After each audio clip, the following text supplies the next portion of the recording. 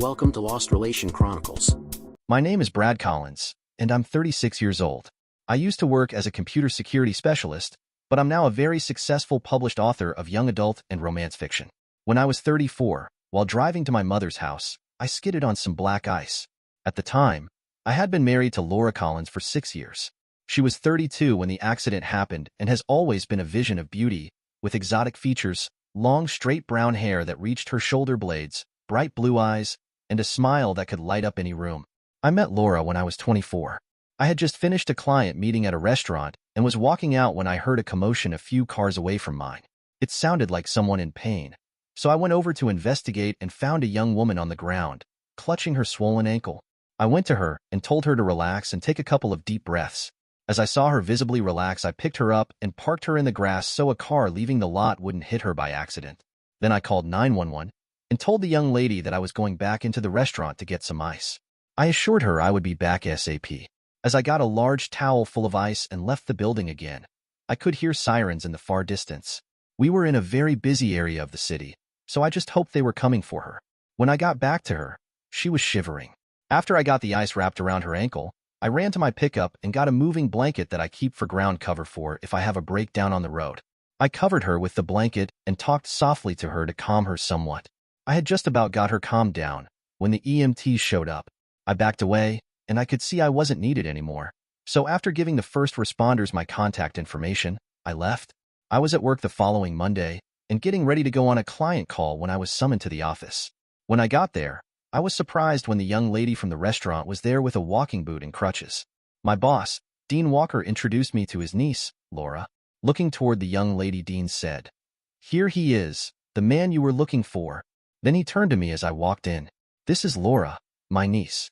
She wanted to return something to you." With that, Laura handed me the ratty old moving blanket. I laughed because she had even washed it. "You did not have to bring this back. I am just glad I had it.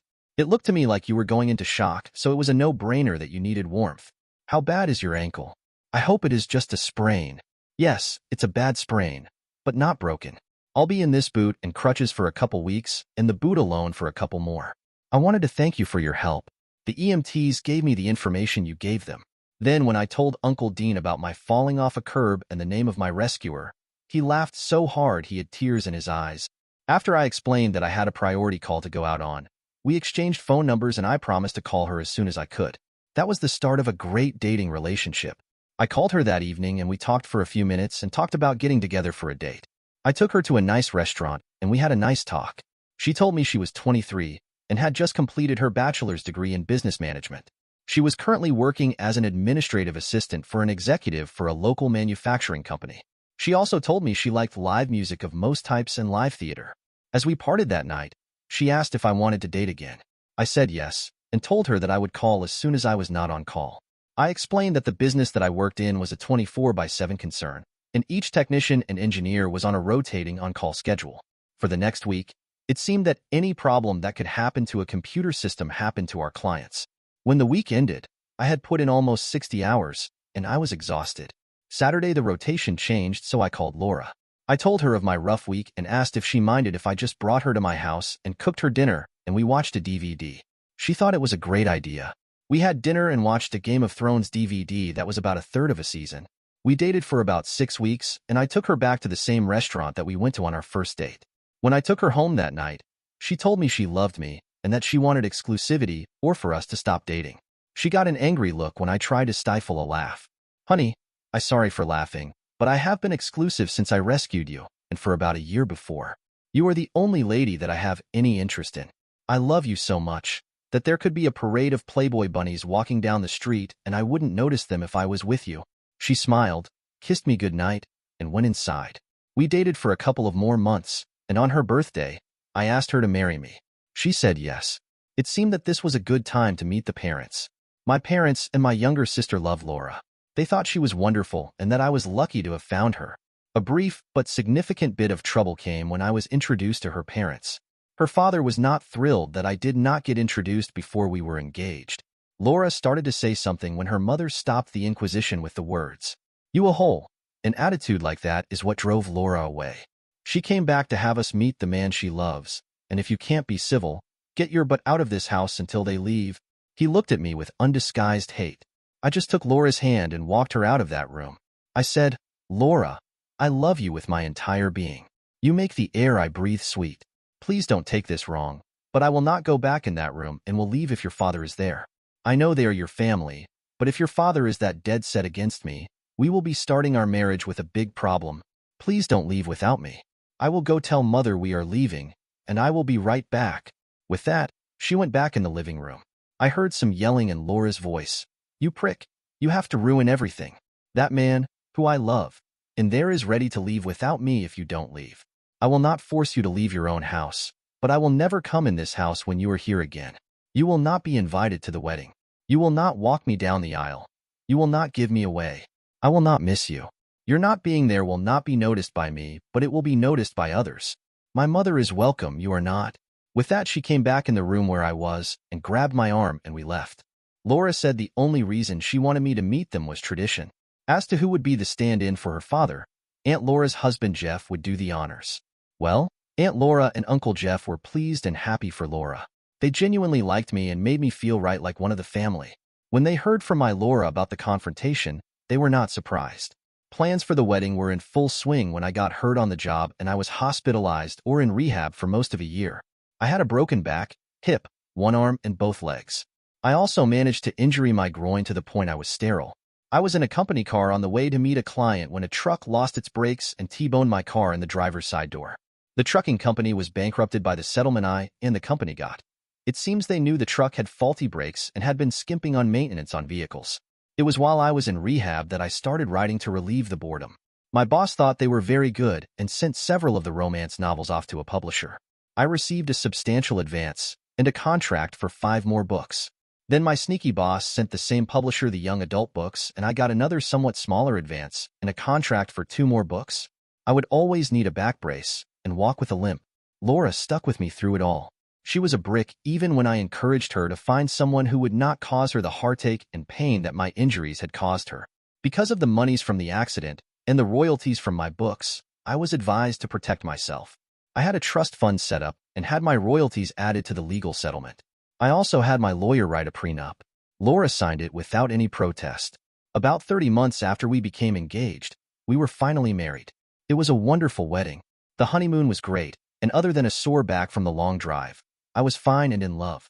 I had the trust to buy a house and some land outside the city, and we moved in after we had been married a year.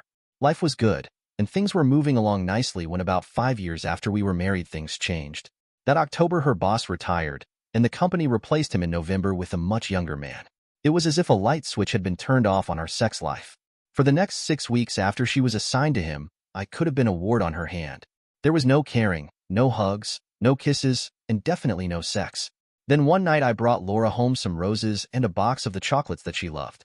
I was trying to show her my love. She didn't say thank you, give me a kiss, or make any show of appreciating my gesture.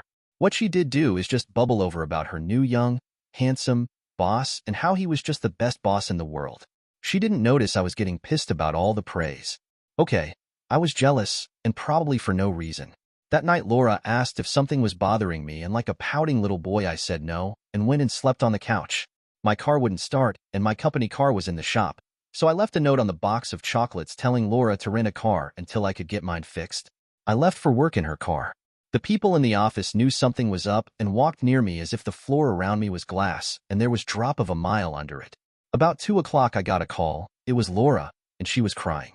"Brad, what did I do? You were mad at me for some reason." I still had a good mad on, so I said, "Well, seeing as your new boss didn't cheer you up, I guess his shit stinks as bad as mine. I will go to a hotel tonight, and you can tell your wonderful a-hole boss that you're all alone." Then I hung up the phone. I called the switchboard and told them that I would not accept any personal calls for the rest of the week. I stopped at the house and Laura was sitting in the kitchen staring into space. I walked into the bedroom and grabbed a clean uniform, some clean underwear and socks, and left without saying a word. The next morning, I was summoned to the boss office. When I got there, he started to go off on me about how Laura had called their house last night and wanted to know what I had said about what she had done to piss me off. That put me right over the edge. I have worked in this office for more than 6.5 years, and never once pried into your personal life. Stay out of mine. Then I added, "I know you don't respond well to threats, but you ever try to pry into my personal life again, I will quit. I stormed out of the office, punched out, and went for a drive to cool down. I was about an hour out of town when my company cell phone went off. It was my boss. Look, Brad, I'm sorry for the prying, but your wife and mine have become good friends. My wife was upset and insisted I try to help. I was still steamed. My resignation will be on your desk before close of business today. I told you to keep out of my personal life. I turned the phone off, turned around, and went back to the office. I typed my resignation. I went to his office and put it in his hand along with the office and car keys and company cell phone. I went back to my car and drove off. I stopped at a Walmart and got the cheapest TracFone flip phone and a 300-minute card to load into it. When it was fully activated, I called home. Laura answered. Hello. May I ask is calling? Laura, it's Brad, your current husband. I am calling so you have my new phone number. I am staying away until you decide what is more important, your screwing new boss or the husband you have ignored for more than a month. I continued. I will continue to pay all of the bills, but when I do come home, I expect the wife I married to be there or you gone. Okay. Brad, what did I do? What do you mean current husband? I don't understand what you are so pissed off about. Well, to quote a wife I used to have, when she gets pissed at me, you know what you did or didn't do? You figure it out. Please be out of the house tomorrow afternoon so I can retrieve my computer and my backup drives. When you figure out what I am pissed about, then maybe you can call me and tell me so I know you know. Don't bother calling my former workplace because of your bringing my boss into this. I quit today. I am going to call my folks and see if the apartment over their garage is vacant, and if it is, I will be staying there. Think about the last month, or at least since you wonderful young best boss in the whole world entered your life, and how you treated me, your husband. You know, the one that loves you. I called my mother and asked if the garage apartment was vacant, and if it was, I would like to use it for a week or two. She wanted details, and when I asked again if the apartment was vacant and if I could use it, she meekly said yes. I told her I would be there before the weekend. The next afternoon, I retrieved all of my writing stuff and about a week's worth of casual clothes. I went back to the hotel and planned my trip for the next day. I woke up in the hotel room to the sound of rain. As it was November in the upper Midwest, I knew that the roads would be bad, so I planned for my trip to take twice as long as normal. I was getting off the expressway about a mile from my mother's house when I hit the patch of black ice. I fought the skid, but the car ended in a ditch with a huge thump. My back gave a huge protest. I saw stars because the pain was so bad. Something also got tangled in my feet and the pedals. I took a few deep breaths and tried to relax. The pain lessened, and I reached down to see what had tangled in my feet. It was a bag from Walmart. Inside was a partial tube of KY, an open box of rubber, and some strawberry-flavored warming gel. I was devastated. I put the stuff back in the bag, stuffed it back under the seat, and called 911. I explained the while it was a minor accident, and that I re-injured my back and was afraid to move too much. They dispatched an ambulance. I called my mother and explained that I was going to the hospital. The ambulance and the wrecker arrived at the same time. I told the wrecker people to tow the car to my mother's house. I had my back brace gently removed, was put on a backboard. I was then transported.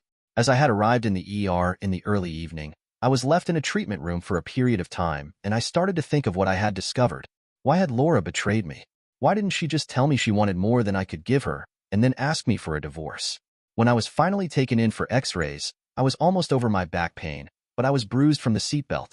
Luckily, the x-rays were negative, but the hospital decided to keep me overnight. My mother and dad showed up. Mom is mom, and wanted to smother me. At the same time, she was berating me for being careless. I asked Mom to let me talk to Dad for a couple of minutes as I had a problem that I needed his advice about. Mom said she would go get some coffee. Dad, I discovered evidence that indicates that Laura is cheating on me. Things have been bad at home since she got a new boss. I think she is cheating with him. What do you think I should do? Dad looked sad and thought for a moment before answering. If you want to save your marriage, just ask her straight out if she is cheating. If you want to end your marriage, gather all of the facts you can, and use those facts to divorce her. I know you have enough in your trust to hire a private investigator, do it, and live with the consequences. One thing you cannot do is just ignore it, or it will eat you up inside. Thanks, Dad. I won't live with a cheater, but I don't have any ironclad smoking gun type of proof. I have left Laura at the house, but I am going to go back home as soon as I am out of here and move her into the guest room until I can prove it one way or the other. I won't show her the evidence until I need to. About that time, Mom came back, and a nurse came in. The nurse told Mom and Dad that visiting hours were over. She also said that after the rounds tomorrow morning, I would be discharged and able to leave. I asked for and got my cell phone. I called my trust lawyer and asked him if he ever used a private investigator. He gave me a name and phone number. I thanked him and ended the call. I rolled over and discovered more pain spots, but went asleep. In the morning, the doctor came in and checked me over and signed my discharge papers. I waited for Mom or Dad, and when they both came, I went to their house. I was stiff and very sore and very sad. About 2 o'clock, Laura called and asked Mom if she could talk to me. Dad must have told her what we talked about because she glared at the phone, covered the mic, and asked me, "Do you want to talk to that bitch of a wife you have? I might as well get it over with. Give me the phone." I took the phone and said, "Hello, Laura. Ridden any brooms lately?" I heard a gasp, and then she said, "Why are you being such a mean a-hole? I don't know, maybe it's because since you got the pretty boy boss you haven't been my wife, just a roommate. Think back, when was the last time we made love? Hell, you haven't even given me a pity sex in over 6 weeks." I continued, "I will be home as soon as I can arrange to get you car into a shop. I skidded into a ditch last night and spent the night in the hospital. I didn't call you because you couldn't have come up here anyway. I will get you a new car as soon as I can. Unless this one has only minor damage, but I hit the ditch pretty hard. It will only take me a day or two and I will come home." Then I let her know she was not off the hook. "Please take your clothes and put them in the guest room. You will be using that until my loving wife returns." I heard another gasp and the phone went dead. I called the investigator and gave him Laura's work address and told what evidence I had. He laughed and asked if I used protection. I said, "I have been sterile since I was hurt in a car accident 2 years before I got married. Do you want the job or not? If not, just stop making snide comments. I would not have called you if I wasn't serious," I added. "Also, check out Jerry or Gerald Maxwell, her new boss. It is my suspicion that he is the one she is cheating with. I want his address, his wife's name, his kids' names, and even the number of fleas his dog has. I won't physically hurt him, but if he is screwing my wife, he will be punished." He apologized and quoted his rates. We ended that call. I was restless, so I went out and looked at Laura's car. The whole front end was pushed in. The front wheels were moved back at least 3 inches. I grabbed the bag of stuff and took it up to the apartment and hid it in a secret compartment I had made when I was a teenager and needed to hide some booze. I called my insurance agent and a mechanic I knew in the city back home. The agent said he would send an adjuster out in the morning, and the mechanic said he would fix the car I left home. I then went back down and got the clothes and my writing stuff out of the trunk of the car. My laptop and printer were in a solid aluminum case and foam padding like a pro photographer uses, so I thought they would be okay. I took everything up to the apartment and went down into the house for bedding and bath stuff, towels, soap, washcloth, and such. After a shower and checking that the computer came through okay, I went to bed. I had a hard time getting to sleep and woke up several times from nightmares of Laura and her a-hole screwing in my bed. About 10 o'clock, the next morning, the insurance adjuster arrived. He totaled the car and asked if I wanted the car or if the insurance company should scrap it. When he told me what they would deduct if I kept the car, I told him to arrange to take it away. I promised to have it empty by the afternoon, and they could just take it when it was convenient after that. He wrote the check and left saying he would have the car removed by the weekend. As I was emptying the rest of the stuff out of the trunk, I decided to check in the spare tire well, and there was another shopping bag. Inside was a wadded-up bustier and a pair of crotchless panties. It hurt finding the bag and was just another nail in the coffin of my marriage. Dad took my down to the local Ford dealer, and I bought a new F-150 with all of the bells and whistles. I had to pony up a hefty amount of money more than the insurance check. I decided to pack everything up and empty my hiding place and drove back to my home.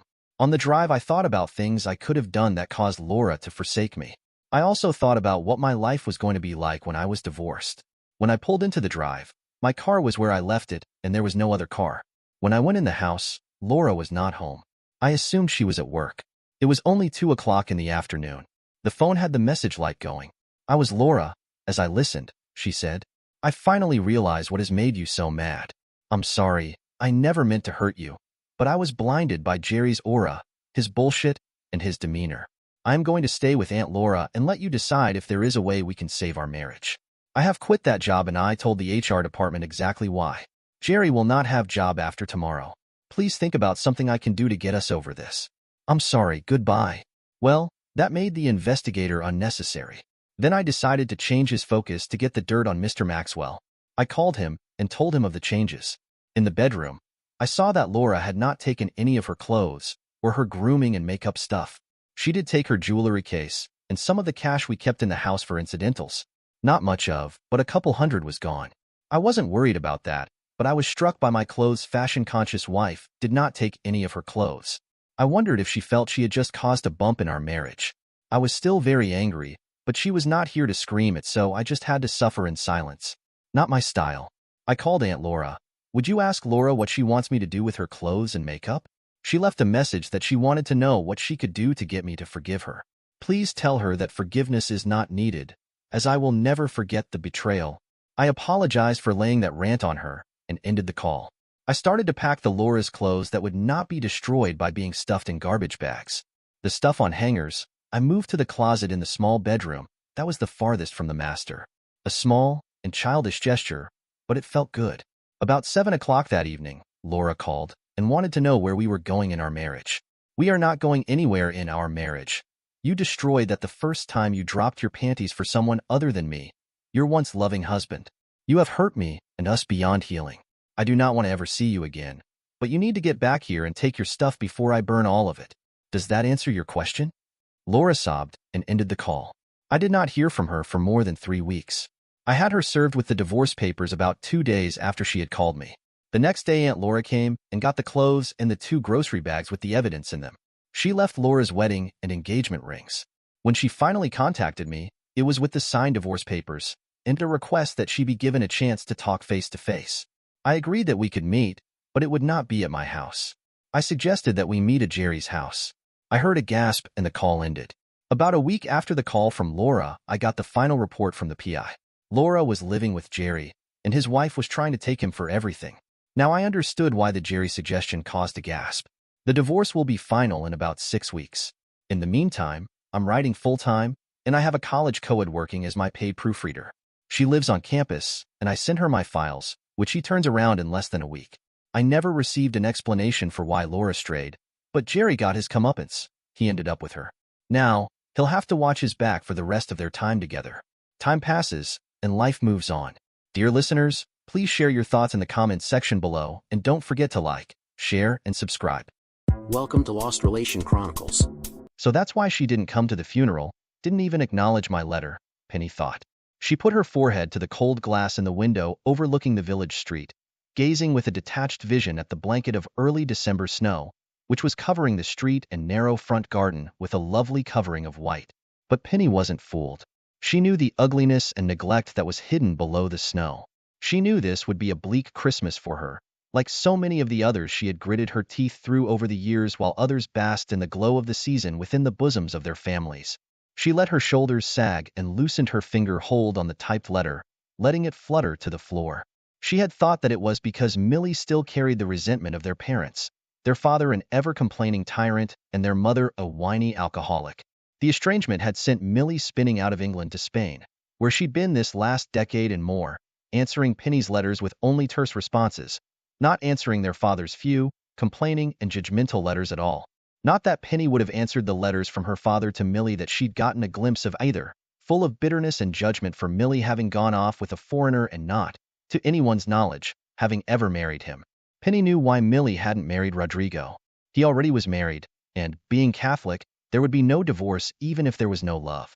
He'd been older than Millie.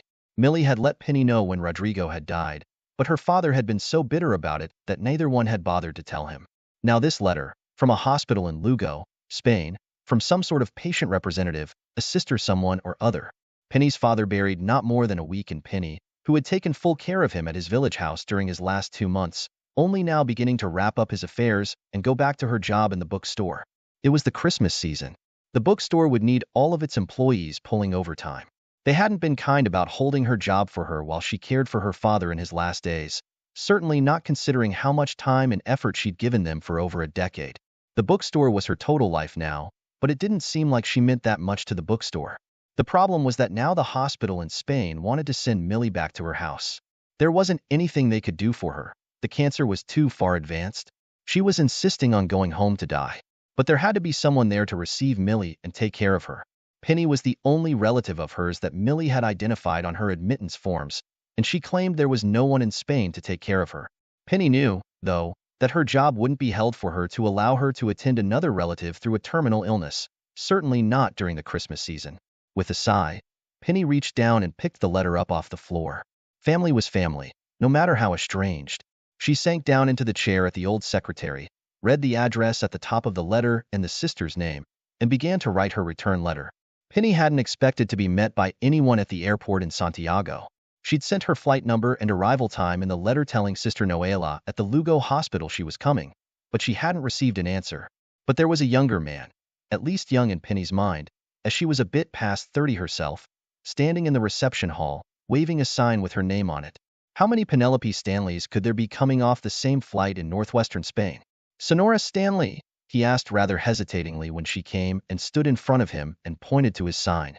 She had never thought of herself as tall, but she was a couple of inches taller than he was.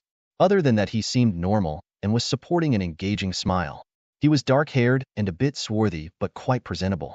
Looking at him now, she could see that he probably was older than she was, maybe even 10 years. If so, the years had treated him well. "Yes, I am Penny Stanley," she answered, trying to give him a smile that equaled his. But she'd just come off a long day catching her flight without knowing where she was going from here other than the address of her sister's house somewhere in the region. Somewhere on a mountain slope above the Mijo River, if she remembered rightly what her sister had once written to her. She had no idea how far it was from the Santiago airport, though. She could tell from the map that there was a good distance between Santiago and Lugo, where the hospital was. "I am Jesus," the man said in halting and heavily accented, but easily understood, English. "Jesus has come to take you to your home. I know you didn't expect anyone from the family to meet you. The hospital didn't know that your sister had family here until it was too late to inform you." Penny was quick to adjust to the man's way of referring to himself by name, although it made her smile each time she heard it. She also was greatly relieved to know that there was someone here with connections to Millie, and that she didn't have to figure out everything for herself. "My home?" Penny thought. Hardly, although she couldn't say where her home was at the moment. Her own flat in Reading was just a rental, and she'd put her father's house close to Oxford up for sale, and already had offers on that, as housing was tight in the university town. It had also been uplifting to discover that houses, even a modest one like her father had lived in, went for a good price in the Oxford area. If she could find a far cheaper economy to live in, she could squeak by on the interest from what she'd get for the house without having to continue working herself. As she was afraid, the bookstore had let her go, and she didn't have a specific job to go back to. She wasn't that fond of her flat in Reading either, so home was something to be negotiated at this point when the time came. It certainly wasn't in a remote area of hot and dusty Spain, though. "Did you say Jesus? Is your name really Jesus?" she asked, trying, unsuccessfully, to keep the tone of disbelief and challenge out of her voice. That couldn't be right. He just beamed back at her. "Yes. We don't spell it as you would, but it's the same name. We use that name in Spain. Spanish Catholics believe in instilling the attributes of the Holy Family in our families. My father's name was Jesus and his father's name was Jesus. So, my name is Jesus. My brother is Joseph and my mother is Maria. So." "Oh, well, that's interesting," Penny said. And strange, she thought, but she didn't want to start off on the wrong foot with anyone here, especially someone who had met her at the airport to take her to Millie's house. As they drove east from Santiago, she appreciated even more that someone had come to pick her up, as the journey was long and the route convoluted. But she also was surprised to find that her impression of Spain as hot and dusty didn't hold for this Galician region. The hills were rolling and still lush with vegetation. It was been a crazy year in weather across Europe, and winter had not reached northern Spain yet. It was as green as England was in summer, even more green if that was possible, while being wilder and more lush in foliage, and with steeper slopes running down to the faster-flowing waterways. The villages they passed on the way were even smaller and less ordered than those in the Reading area and as old, if not older, most being made out of stone, many unoccupied and falling down. But in a picturesque way. She wouldn't have known that Christmas was approaching if many of the houses didn't already have colored lights and a smattering of outdoor Christmas ornaments on display. It was nearly dark when they arrived at a hodgepodge of stone cottages set at angles and closely abutting a small, winding road high above a meandering river, with a checkerboard of garden plots, many planted to grapevines, tumbling down the slope to the water. Nothing was in flower or full leaf now, of course, but it didn't take much to envision how vital this countryside would look in full bloom.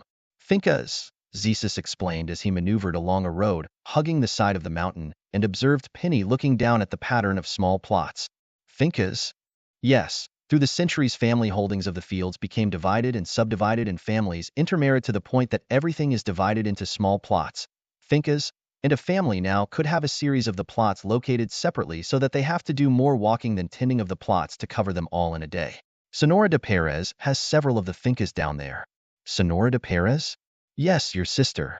Zesis gave her a quizzical look. Yes, Penny said. So, Millie was going by the name Perez here rather than Stanley. That must have been Rodrigo's surname. They will think the two of them were married here. It's likely they didn't know Rodrigo had a wife elsewhere. That was natural enough, she supposed. If the villagers knew of their living arrangements, they likely would be unwelcoming, and Millie wasn't one to take an effort to make friends herself. Zesis pulled up in front of a stone cottage that looked like a ruin, and that was so close to the road that the small Fiat Zesis was driving barely had room to park between the road and the rock wall. A door opened, and light spilled out onto the Fiat before it was stifled by the figure of a heavy-set, elderly woman. Doors. From the village. She has been sitting with Sonora de Perez, Zesis explained. And so it began. Millie had already been sent home from the hospital to die. Yet another ordeal of vigilance to the end for Penny, her last living relative, and yet another one who she had not been close to in life. She hauled herself out of the Fiat and reached for her suitcase, but Zesis was faster than she was at hefting it. The village woman, Doors, gave her a stiff, "Hola, buenas," and an, "It's about time you got here," look as she stood aside for Penny to enter the cottage.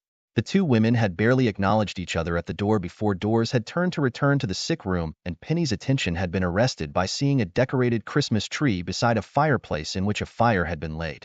She almost cried.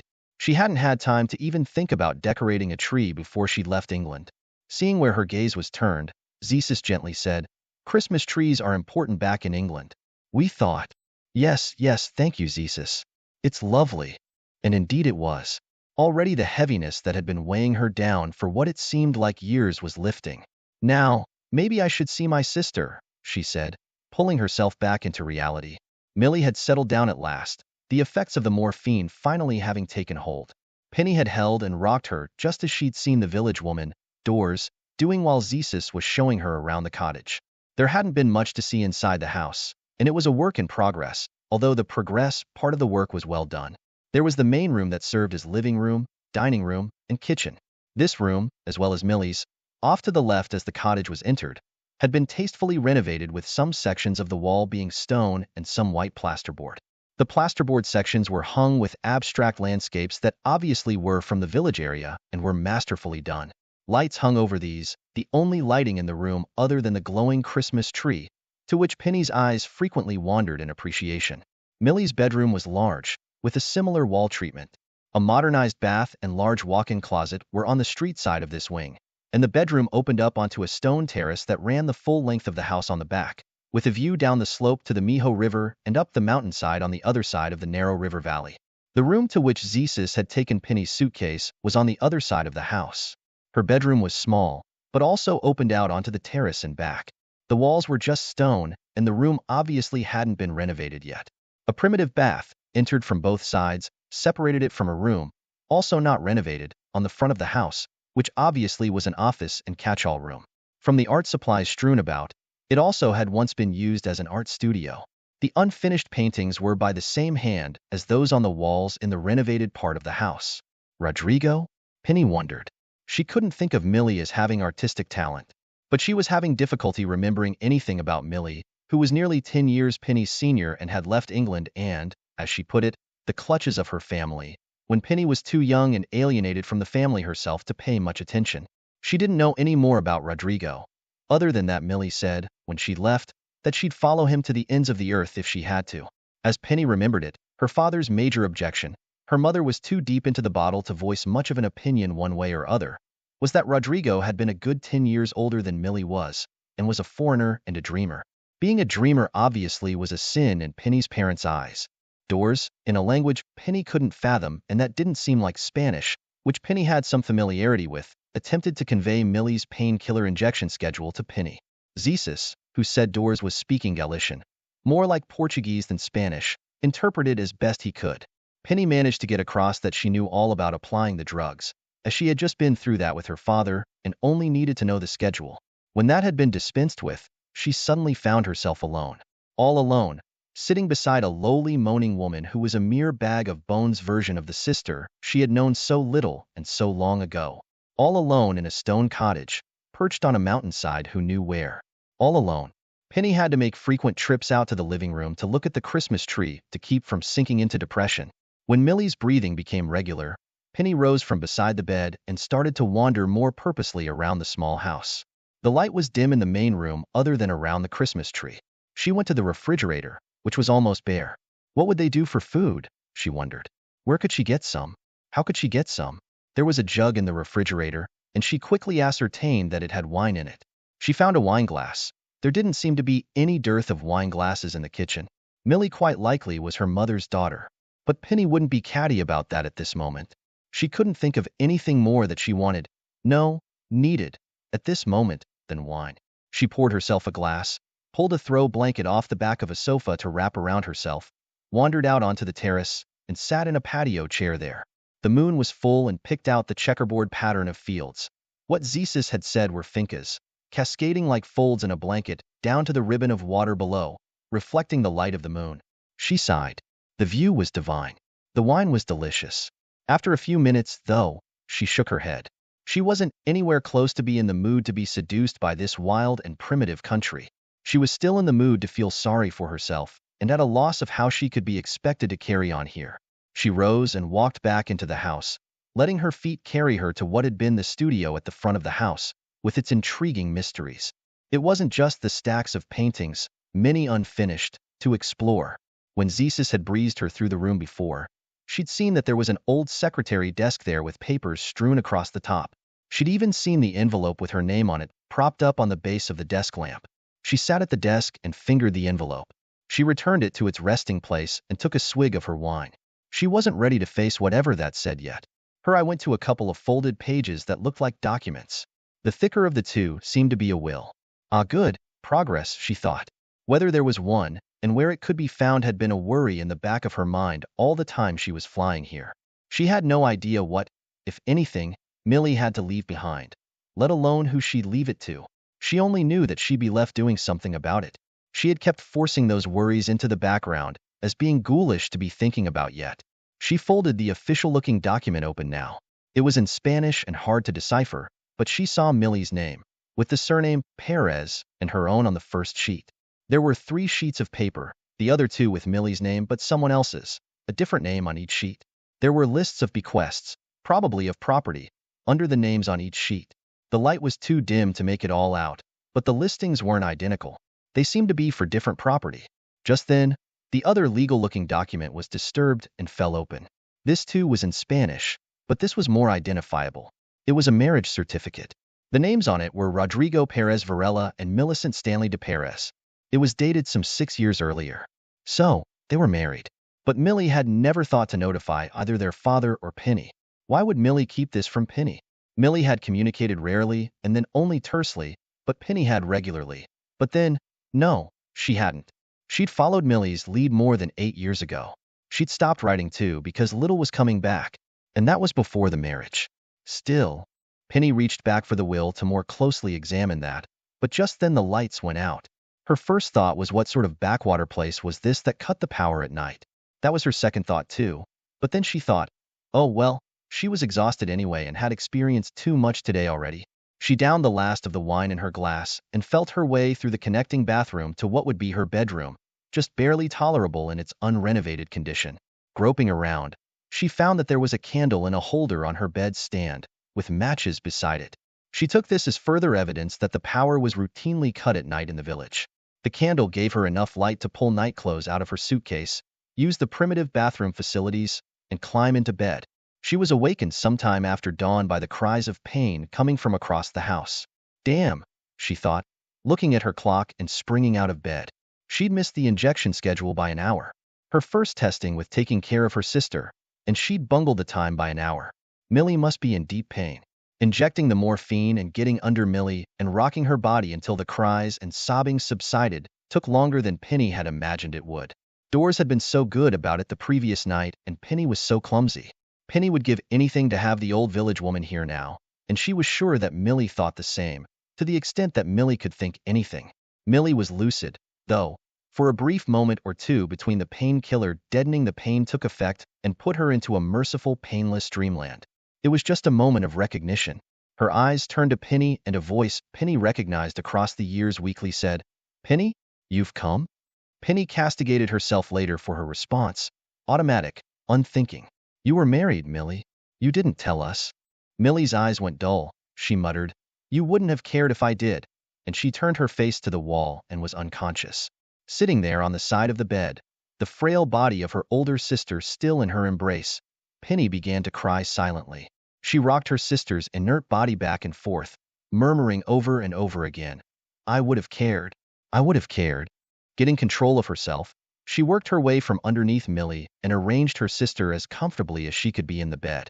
Standing, she looked down at Millie as she smoothed down the flanks of her nightdress. "Oh, Millie, Millie, Millie, what has become of our family?" she murmured. Not that there would be a family for her for very much longer. She already felt the loneliness slicing through her. A couple of hours later, Penny groped her way into the main room and over to the kitchen area, set up by an island counter. She stared, with regret, at the collapsed, obviously empty, coffee packet and electric coffee pot, unusable with the power still being off. She barely had time to open the unpowered refrigerator to scout out if there was anything that resembled breakfast for her that hadn't spoiled, when there was a knock at the door. When she opened it, Zesis breezed past her with a cardboard box filled with groceries. She caught up with him in time to retrieve the package of ground coffee from on top. "Zesis forgot to tell you where the nearest market was," he said. "So Zesis got a few things for you. Would it help to know where the grocery store is?" Penny asked. "How would I get there?" She recognized that she sounded a bit petulant. She couldn't help it. Everyone else blamed morning grouch on the lack of coffee. She'd do so with the best of them.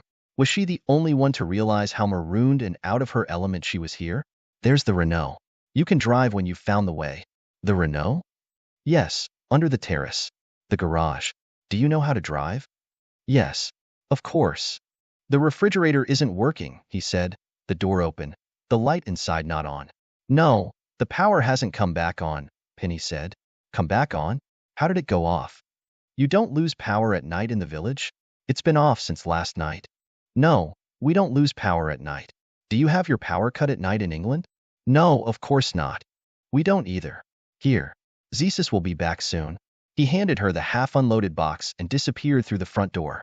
Penny barely had time to unload the rest of the groceries before he was back with a short, grizzled-looking, middle-aged man. The lights had already come back on right before the two men showed up. "Bad fuse," Zesis explained. "Veter fixed." "This is Veter." Penny and the Spaniard acknowledged each other, while Zesis continued. "Veter lives 2 houses down. He did the work on this house. He can finish for you, if you want. You have any trouble like power going out, just go get Veter." Veter is Zesis' father's cousin. "Are you all related in this village?" Penny asked, as a joke. "Mostly yes," Zesis answered seriously. At that moment there was another knock at the door. When she opened the door, she could have hugged doors and pulled her inside. As far as Penny knew, doors had been finished here last night, and Penny was entirely on her own now. It only took the one time having to medicate Millie for Penny to know how ill-prepared she was to take over totally. Millie was a much more difficult patient than Penny's father had been, and so frail that Penny was afraid she'd break each time Penny touched her.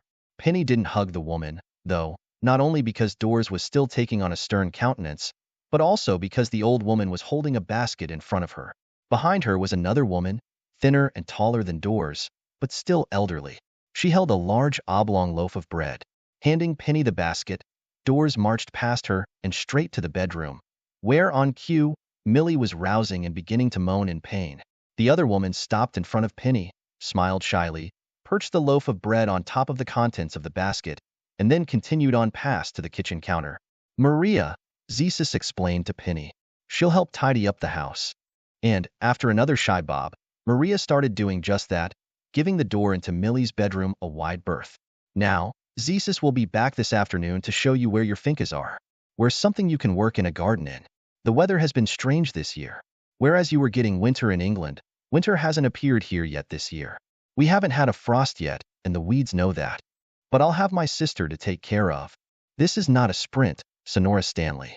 Doors will go soon, but she'll be back after lunch to watch Sonora de Perez for a few hours. You need to have breaks." "Doors will come back?" "Yes, as long as she is needed and you need breaks. We are all family here. We will do this together." Penny stood at the door, almost in tears, as she waved Zesis and Veter down the narrow street toward where Veter's house must be located. "You are a good worker," Zesis said, as they arrived back at the Fiat parked at the end of a row of grapevine frames, and he brought out a bottle of wine. "You work fast and don't complain. When you told me we would be weeding in the vineyard and garden finca, I thought the job would be too big to tackle," Penny said, as she collapsed against the car and gratefully received a glass of wine. "My sister must have been in the hospital for some time, and not have been able to tend to the fields for quite some time before that." "The whole village took on the work," Zesis answered. "Ah, that part about you being one big family." "Yes. Tell me, I haven't really seen my sister for a long time. Did she get along well in the village?" "Your sister was. She was a difficult woman to get along with." "Ah, I'm not surprised. But the village is treating her like family anyway? I've seen how good and patient Doors is with her, even though I don't discern any affection for Millie there. Is it her sense of treating everyone in the village as family?" "Yes, of course, why not? Because she is family." "I don't understand. Doors Varela is Rodrigo's mother. She did her duty correctly to your sister as Rodrigo's wife, and she is helping to care for your sister because she is family. She could not hold her head up in the village if she didn't do what she could for family. Doors does it for Rodrigo, though, not for your sister. It is complicated. It was clear that Rodrigo loved your sister and that she loved him. But what, Zesis? But Maria is Doors' best friend in the world, and her cousin, so she has always been reserved with your sister." "Maria? The woman who came with Doors this morning to clean? I noticed that she didn't come close to my sister's bedroom. Did she and my sister not get along?" "At some distance. They were family too, but—" Penny laughed. "This family business seems quite incestuous. How is Maria family to Millie?" "Rodrigo's first wife, Antia, was Maria's daughter. But once she had died and Rodrigo married your sister, even though they had been living together for some time already, your sister became family too. There is no choice in who is family and who isn't." He looked like he thought Penny was going to dispute that assertion and that he'd have to repeat it more forcefully. Penny didn't challenge him, though. As Millie's sister, she realized she had to respond to any of this family business gently and with sensitivity. "And you? Where do you fit into this family, Zesis?" she asked, assuming she had reached the end of this string at last, flabbergasted at how interrelated the villagers were, and that Millie could become, and couldn't escape, being accepted into their family simply by marrying Rodrigo. "Maria is my mother. Antia was my sister." The conversation paused there as Penny tried to catch her breath at this revelation. This man, who had been so kind and supportive of her, was the brother of the woman Penny's sister had wronged for so many years. Penny was breathless at the mindset of the strength of family and of the simple goodness of these Galician people. "I'm so sorry, Zesis. I didn't realize. You can't have liked my sister very much, and you can't have wanted to help me very much either, as I am her sister." "As I said, your sister is a difficult woman," Zesis said, but then he smiled. "I don't find you a difficult woman, though, at all, and I would help you even if I did, because I'm family," Penny finished for him, and they both laughed, clinked glasses, and took a long drag on their wine. "I must say you people extend the concept of family quite a bit. Let's see. I'm the sister to Rodrigo's second wife, and you are the brother of his first. The relationship of all of us to Rodrigo makes you and me family. If you think about it, all of us on Earth are family," Zesis answered. "And wouldn't it be well if we all thought in those terms?" There wasn't anything Penny could say to that. She just smiled, comforted by the thought and wishing that it could be so. Later that night, after she had managed to settle Millie down, Penny went back to the secretary in the studio and picked up the will again. This time, under stronger light of the candle in addition to the desk lamp, she looked more closely at the 3 separate bequests that had been made. The first set, this house, the finca Zesis had taken her to today, the Renault under the terrace, and the surrender value of Millie's annuity from her job as a writer were being left to her. A house in the village, presumably Rodrigo's family home, a few parcels of land, and half of the liquid assets went to Doors Varela, Rodrigo's mother. Doors also was to receive Rodrigo's paintings, with the exception of a small one, a portrait of Millie showing a rare smile and now hanging in Millie's bedroom. This painting was to be buried with Millie along with photographs of Rodrigo. The third bequest, yet another village house, parcels of land, and half of the liquid assets went to Maria Sala, the mother of Rodrigo's first wife and sister of Zesis. Then, and only then, did Penny reach for the envelope with her name on it that she hadn't opened the previous night when the power went out. The letter, as well as the envelope, was addressed to her. She read the short note. I at last am facing the reality of going to the hospital with this cancer, and chances are good I won't be coming out again. There isn't much to say to you now other than I'm sorry we are apart, and I wish you well, Penny. I am leaving you a small house in a village that has become both hell and paradise to me. I hope that the bequest will be enough to draw you here and give you the family that neither of us were provided in England. It was tough going for me here, especially after I lost Rodrigo. I brought it on myself, but Rodrigo was worth every moment of it. I hope you can find the inner joy I have from this slice of paradise and a man as good as my Rodrigo. There is a family here for you if you want one. These people never give up. I'm sure they will be surprised as hell, though, that I'm giving most of Rodrigo back to them. I only hope that I am giving you to them as well, and them to you. If you stay, please try to be a better family member than I was. I wish I at least was a better sister than I was and brought you away with me in the first place. I know you will find this hard to believe, but I would have come to Father's funeral if I could have. It would have been for you, and me though, not for him. Millie's note had touched Penny. Not that it didn't have the same hurt and bitter flair of the woman Penny had known in previous written exchanges with her. Their actual face-to-face time was too buried in the past and in family conflict for Penny to remember it. It was, rather, the recognition in the note that family could have beneficial power, and that, in the end, Millie was giving back to her Galician family and showing them some, albeit begrudged, appreciation. This knowledge made it easier for Penny to care for Millie, who was drifting off but too stubborn to give up yet. Penny found that she could hold Millie more tenderly and competently through the rough periods, which were decreasing in frequency and intensity as Millie's body lost strength, and she floated ever further away from the present world. Millie didn't fight her when Penny cleansed her with a wet washcloth, and there was less whimpering in Millie's unconsciousness. Millie hadn't uttered another word to Penny, though, since that first one about not caring, and there was no recognition given that Penny was even there. In the same circumstances, Penny had resented the bitter, almost judgmental, response from her father as he was dying. But now, with Millie, because of the note and Millie's reverting of her husband's property to his family, other than the property given to Penny with the stated purpose that Penny could, at last, find family herself, Penny could let all of the resentment and hurt feelings evaporate.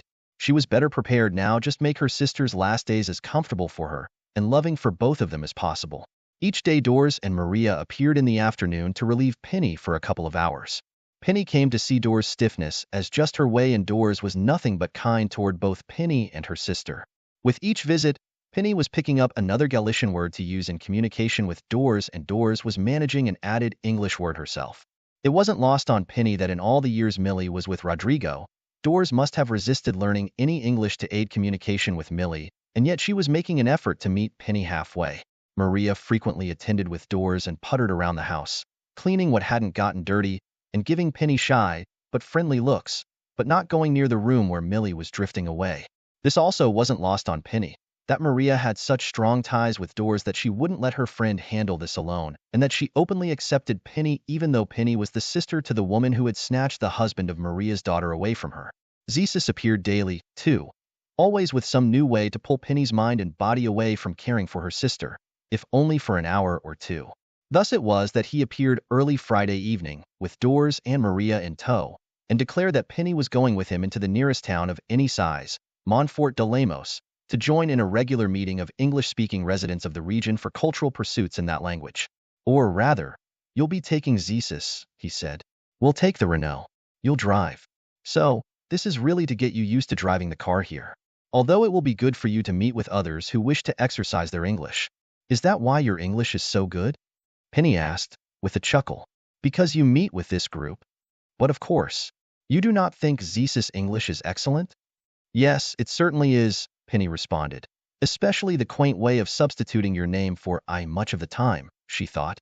The English speakers, not many more than a dozen of them beyond Penny and Jesus, met inside a cafe in Montfort de Lemos, while, thanks to the unseasonably warm spell, the outdoor tables were still active and a guitarist was entertaining out there. The cafe was decorated for Christmas both inside and outside, and a portable heater warmed those outside. Galicians were fighting the march into the coldness of winter for as long as they could. Penny found the muffled sound of the Spanish guitar to be a mellowing influence on the buzz of English being spoken in the room, and she couldn't remain untouched by the decorations of the season. Those present constituted an almost equal proportion of Galicians, honing their language skills, and foreigners who already spoke English. She was especially smitten with a handsome man with a wavy mane of salt and pepper-hued hair who appeared to be in his mid-40s and who stood tall and straight and confident, commanding the room as he positioned himself by the fire and a Christmas tree. People were being drawn to him to bask in his smile and easy laughter, as he naturally became the focus of attention without consciously monopolizing attention. "Would you like to meet him?" Zeus said, leaning over to whisper in Penny's ear. "Who?" "Oh, the man over there with the books under his arm?" "Yes, that's Paolo, the one giving the readings this evening." Before Penny could say whether or not she wanted to meet him, Zeus had dragged her over to Paolo and was introducing her. The man turned a winning and interested smile on Penny, and she, like everyone else in the room had done, melted to him. "So, you have come to hear love poetry?" he asked. His voice was a rich baritone. He went on before she could answer. "I'm glad Cousin Zeus has brought new, and oh so lovely, blood into the group. We are usually quite sparse on poetry evening." "Poetry?" Penny asked, blushing because he had taken one of her hands in his, and she could feel a tingling sensation running up her arm. "Yes," he said, taking the books from under his arm and holding them up. "First our own Galician romance poet, Roselita de Castro, from her Cantares Gallegos. And then because Roselita can be so melancholy, and because this is an English-speaking group, from Elizabeth Barrett Browning's sonnets from the Portuguese. So much more hopeful, don't you think? I'll read them both in Galician and English versions. I love the sound of the Galician language, but I don't want the English speakers to miss the power of the words. Roselita was the first one who wrote in our regional language, you know, and she was heavily criticized in Madrid for doing so. But now she's recognized as a national treasure. I hope you will love the sound of the poetry in Galician as well." "Yes, of course," Penny murmured, having no idea who De Castro was, but not wanting to disagree with anything this fabulous man beside her said. Then she laughed, and, eyes twinkling, Paolo laughed too, before a woman put a hand on his shoulder, saying she wanted to show him something about the lectern from which he'd be reading. Penny hadn't laughed about poetry, though, but because it had just hit her that Zeus had said he was a cousin. Yet more family. "Who is that fascinating man?" Penny asked Zeus as Paolo moved away from them. "You said he was a cousin. That's Paulo Perez Varela, Rodrigo's younger brother. He teaches English literature at the University of Santiago de Compostela." "Rodrigo's brother?" Penny asked. "And is he as good as Rodrigo was?" Zeus laughed. "They were both very good men, Penny, but in different ways. Rodrigo was the better painter and Paolo the better poet. But, as men, both good, very good, yes. Very good family." Zeus, of course, didn't realize what Penny was really referring to, and only now, causing her to laugh a happy, tinkling laugh again, did Penny herself realize why she'd asked that question. She remembered now the sentence in Millie's letter, hoping that Penny could find as good a man here as Rodrigo had been. "Is he married?" she blurted out. Zeus laughed again. "Only to his poetry at this point. But he is a widower and it's high time he found another worthy wife."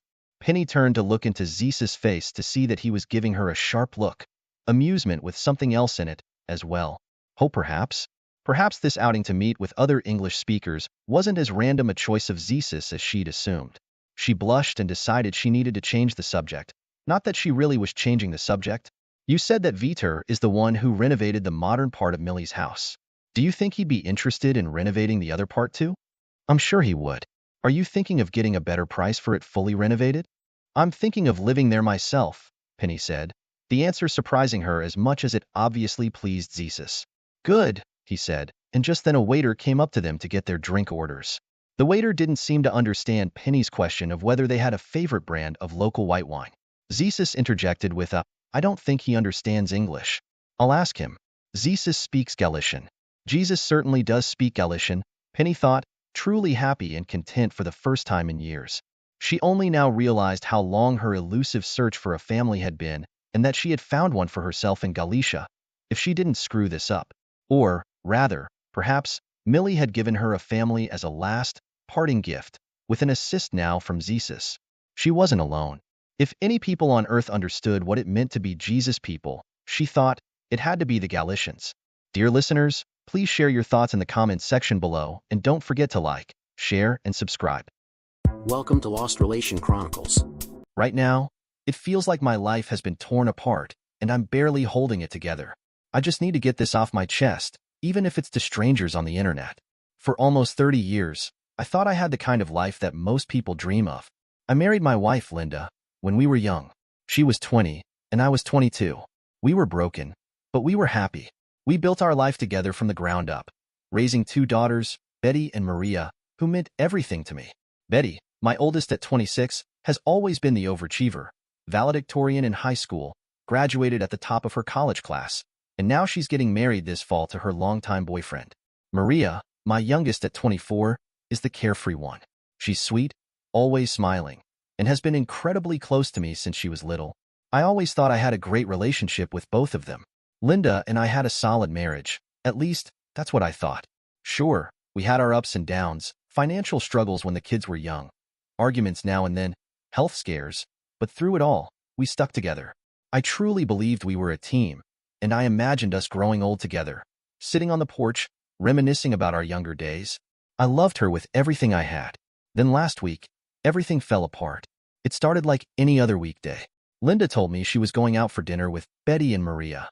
They do this regularly, every couple of weeks, girls' dinner, as they call it. It's their time to catch up, laugh, and talk about things they don't want to share with me. I never minded. In fact, I loved that they were close.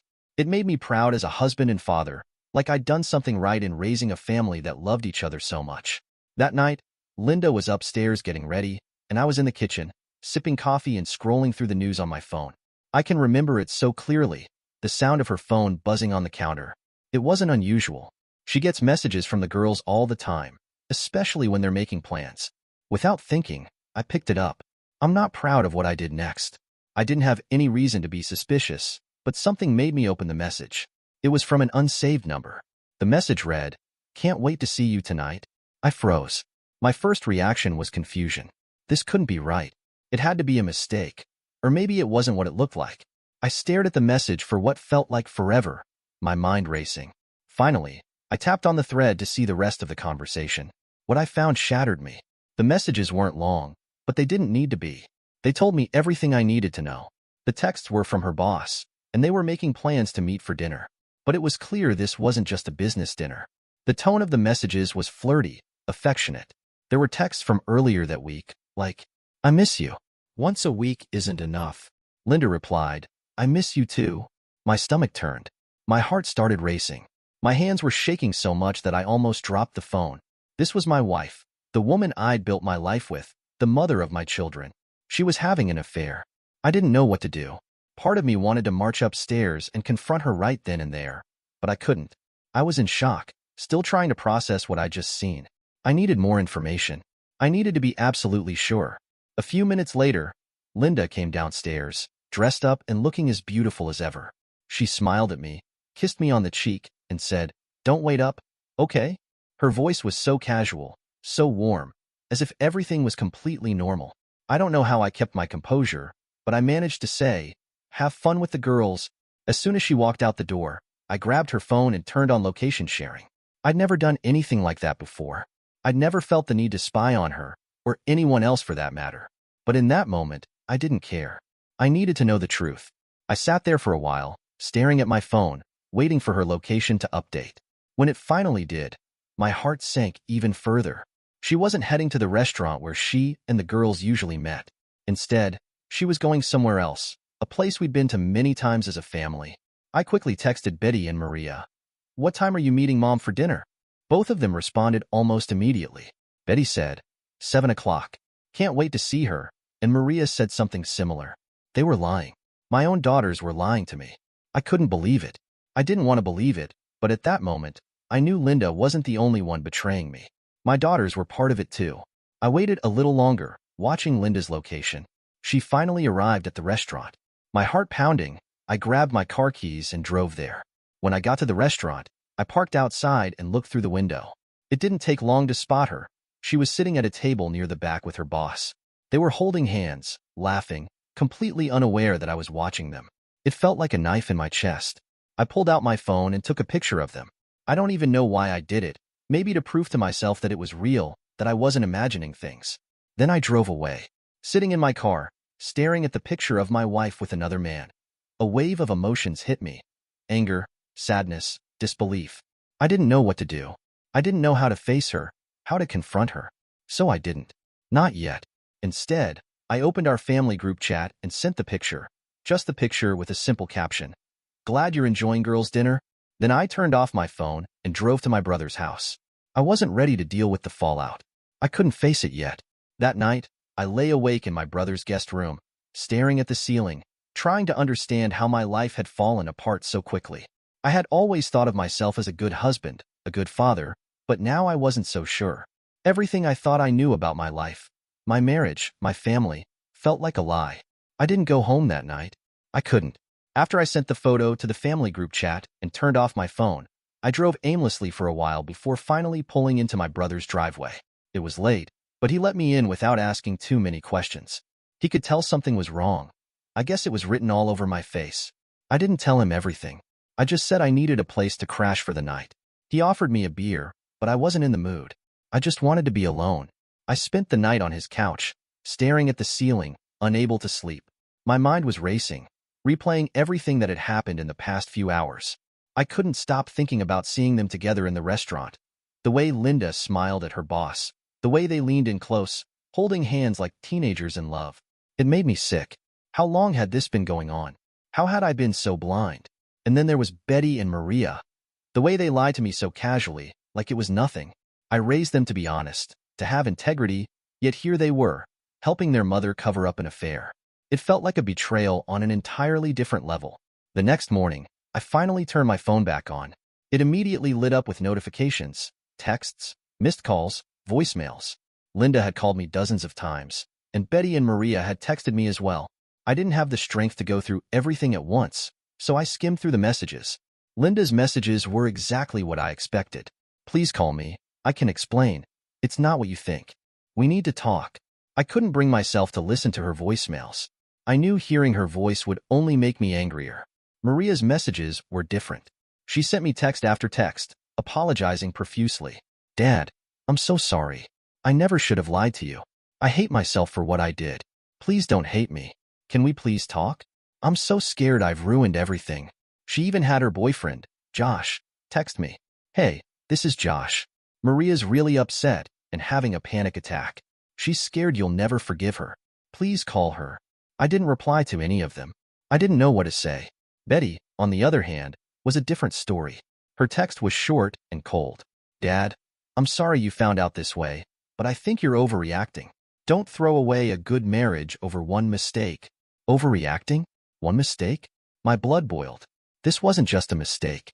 This was a full-blown betrayal, not only by Linda, but by Betty and Maria too. They had lied to me. They had helped their mother cover up something that completely shattered our family.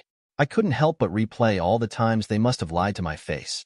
Every time I asked about their plans, they'd tell me they were going to dinner, knowing full well what Linda was really doing. They'd smile at me, acting like everything was normal, all while hiding the truth. I spent most of the day stewing in my anger and heartbreak. My brother tried to talk to me, but I wasn't ready to open up yet. I needed time to process everything. By the afternoon, I realized I couldn't let this go without saying something. I started by texting Maria.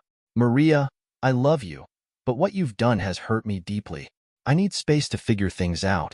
She replied almost instantly. I'm so sorry, Dad. I'll never forgive myself for this.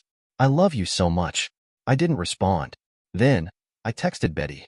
Betty, this isn't a mistake. This is a betrayal from my entire family. Please don't contact me until I'm ready to talk. She didn't reply, but I knew she must have shown Linda because, shortly after, Linda started texting me again. Don't take this out on the girls. They were just trying to protect me. They didn't mean to hurt you. I ignored her. I wasn't interested in excuses. Later that evening, I finally told my brother the full story. I showed him the messages, the photo, everything. He was furious on my behalf. You need to cut them all off, he said. They clearly don't respect you. Why should you keep them in your life? His words hit me hard because deep down, I knew he was right. But cutting off my daughters? That was a step I wasn't sure I could take. That night, I started thinking about what came next. I knew my marriage to Linda was over. There was no coming back from this, and honestly, I didn't even want to try. But what about Betty and Maria? Could I ever trust them again? Could I ever look at them the same way, knowing what they did? I decided I needed time. Time to think, time to process, time to figure out how to move forward. But one thing was certain. My life, as I knew it, was over. The fallout didn't hit like an explosion. It lingered, a slow, suffocating burn. By the time I got back to my brother's place that evening, I wasn't angry anymore. I was numb. All the emotions I had felt earlier, the rage, the disbelief, the heartbreak, had given way to a dull, crushing weight in my chest. It felt like the life I had built, the one I thought was solid, was crumbling, and all I could do was watch. The first thing I noticed when I turned on my phone was the silence. Earlier, it had been full of frantic notifications, missed calls, and texts. But now, there was nothing. No more desperate messages from Maria. No follow-ups from Betty. No voice messages from Linda. It was like they had finally realized I wasn't going to respond and had given up, or maybe they were regrouping. Who knows? Either way, the silence was unsettling. The quiet gave me time to think, and that wasn't a good thing. When the anger faded, all that was left was the hurt, the questions that kept swirling in my mind like a tornado. How long had this been going on? How many times had Linda lied to my face? Did Betty and Maria ever feel guilty about what they were doing? Or was this just normal for them? Betraying their father to protect their mother? That night, after hours of silence and stewing in my thoughts, I finally sat down with my brother in his living room. I knew I couldn't carry this weight alone anymore, so I decided to tell him everything, to finally let it all out. I needed someone to hear me, to listen without judgment, even if there was nothing anyone could do to fix it. I sat across from him, my hands trembling slightly as I began. The weight of the betrayal felt heavy on my chest, but I pushed through. I found something on Linda's phone. I started, my voice steady but thick with emotion. Text messages, lies. I couldn't ignore it, and it led me to something else. My brother didn't interrupt, just gave me a nod, silently urging me to keep going. I told him everything. The text between Linda and her boss, the lies Betty and Maria had told me, the way they'd all covered up what Linda was doing. I even told him about the picture I'd taken of Linda and her boss at the restaurant, how I just stood there watching them, the feeling in my gut sinking deeper with every passing second. I couldn't take it anymore, I said, swallowing hard. I sent the picture to the family group chat. I didn't even care anymore. I just needed them to know, to see what was really going on. My brother leaned back in his chair, rubbing his face, a deep frown forming on his face. I could see the anger in his eyes as he processed what I just said. He didn't speak right away, just let the silence hang between us. That's messed up, he finally said, his voice tight with frustration. I don't even know where to start. I mean, I always thought Linda was, a little too polished, too perfect, but I didn't think she'd do something like this. And the girls, man, he shook his head, his voice quiet with disbelief. I don't know. It's low. His words, though filled with anger, gave me a small sense of relief.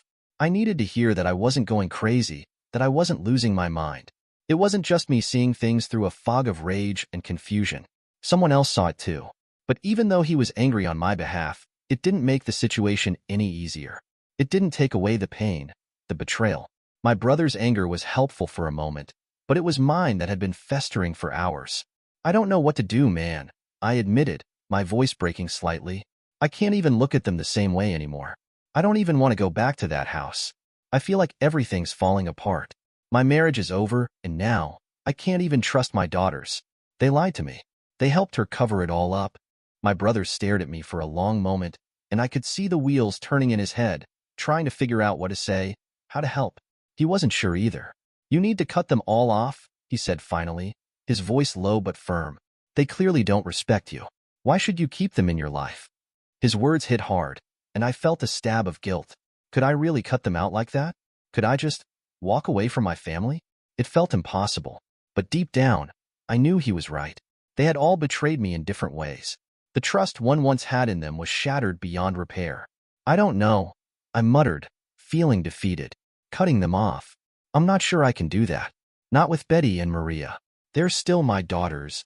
My brother nodded, understanding, but the frustration was still clear in his face.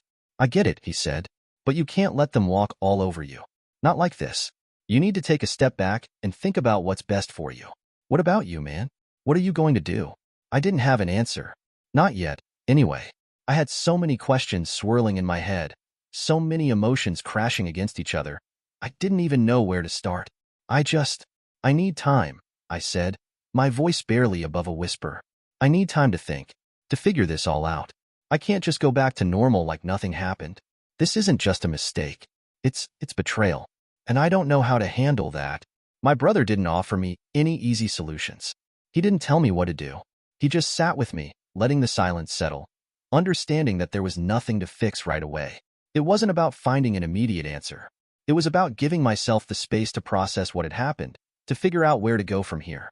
The next morning, I decided it was time to stop wallowing in my anger and start taking action. The first thing I needed to do was get my finances in order. I couldn't afford to focus on the emotional mess if I didn't protect myself first. So, I spent the majority of the day canceling joint accounts, transferring money into a separate account Linda couldn't touch, and securing anything that could be at risk in the divorce. I wasn't going to let her use my grief as an opportunity to catch me off guard. But it wasn't just about Linda. As I reviewed my accounts, I couldn't stop thinking about the tens of thousands of dollars I had spent, money I had saved up for Betty's wedding. All that money, gone. For a daughter who had lied to my face and helped her mother betray me. The thought made me sick to my stomach. I made a note to discuss this with my lawyer. Maybe I couldn't get that money back, but I sure as hell wasn't going to spend another cent on them. By the afternoon, I felt ready to move on to the next step. I called a lawyer. Actually, I called several. My brother had advised me to meet with a few before making a choice. So, I spent the rest of the day in law offices, retelling my story to strangers who tried their hardest to stay professional, but I could see the judgment in their eyes. By the end of the day, I had made my decision. I picked someone who was tough, smart, and most importantly, aggressive. I told her I wanted the divorce to be quick and clean, but I also wanted to make sure Linda didn't get anything she didn't deserve. She reassured me, claiming she had handled plenty of cases like this. While it didn't completely ease my mind, at least I felt like I was in capable hands.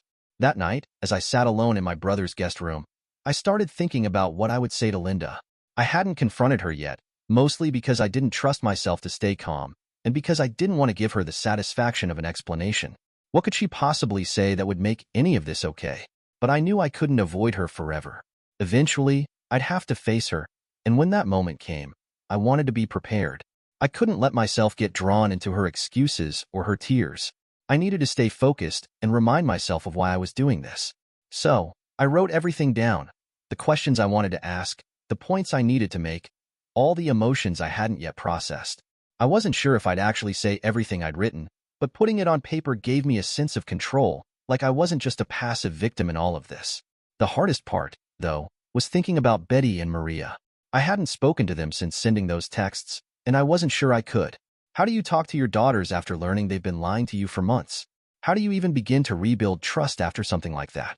I wanted to believe Maria's apologies were sincere, that she was truly sorry for her role in all of this, but how could I trust her?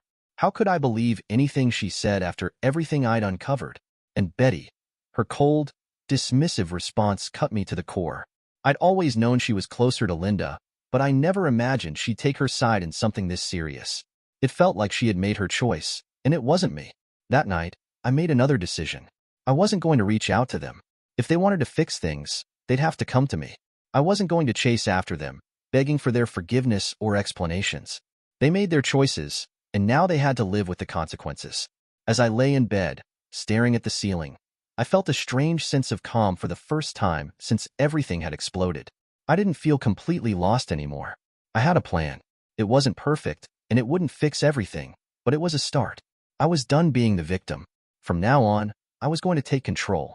After 2 days of hiding out in my brother's guest room, dodging calls and sorting through my emotions, I knew it was time to face Linda. Avoiding her wouldn't change anything, and I had things I needed to say. Things she needed to hear. I sent her a text late that night. "We need to talk tomorrow at 10 a.m. at the house." She replied almost immediately, "I'll be there. Please just let me explain." I couldn't believe her audacity. Explain what? I thought. There was nothing left to explain. I wasn't interested in her excuses or half-hearted justifications, but I didn't reply. I'd save that for when we were face to face. The next morning, I woke up early, barely able to sleep. I drove to the house, the place that used to be our home. As soon as I stepped inside, I was hit with a wave of nostalgia mixed with bitterness. This was where we'd built our life, where we'd raised our kids, celebrated holidays, and made memories. Now it felt like a hollow shell, tainted by everything that had come to light. Linda showed up right on time. She walked in nervously, her eyes red and puffy like she hadn't slept in days. She was holding her phone like a shield, and I noticed immediately that she wasn't wearing her wedding ring. That detail hit me harder than I expected. "Thanks for agreeing to meet," she said softly, standing just inside the door as if she were afraid to come closer. "Don't thank me. I replied, my voice colder than I intended. I'm not here to make things easier for you. That seemed to set the tone for the conversation. We sat down at the dining room table, the same table where we'd shared so many family meals. Linda started talking, her voice trembling, going through the motions, saying all the things I expected to hear. It wasn't serious. It didn't mean anything. It was a mistake.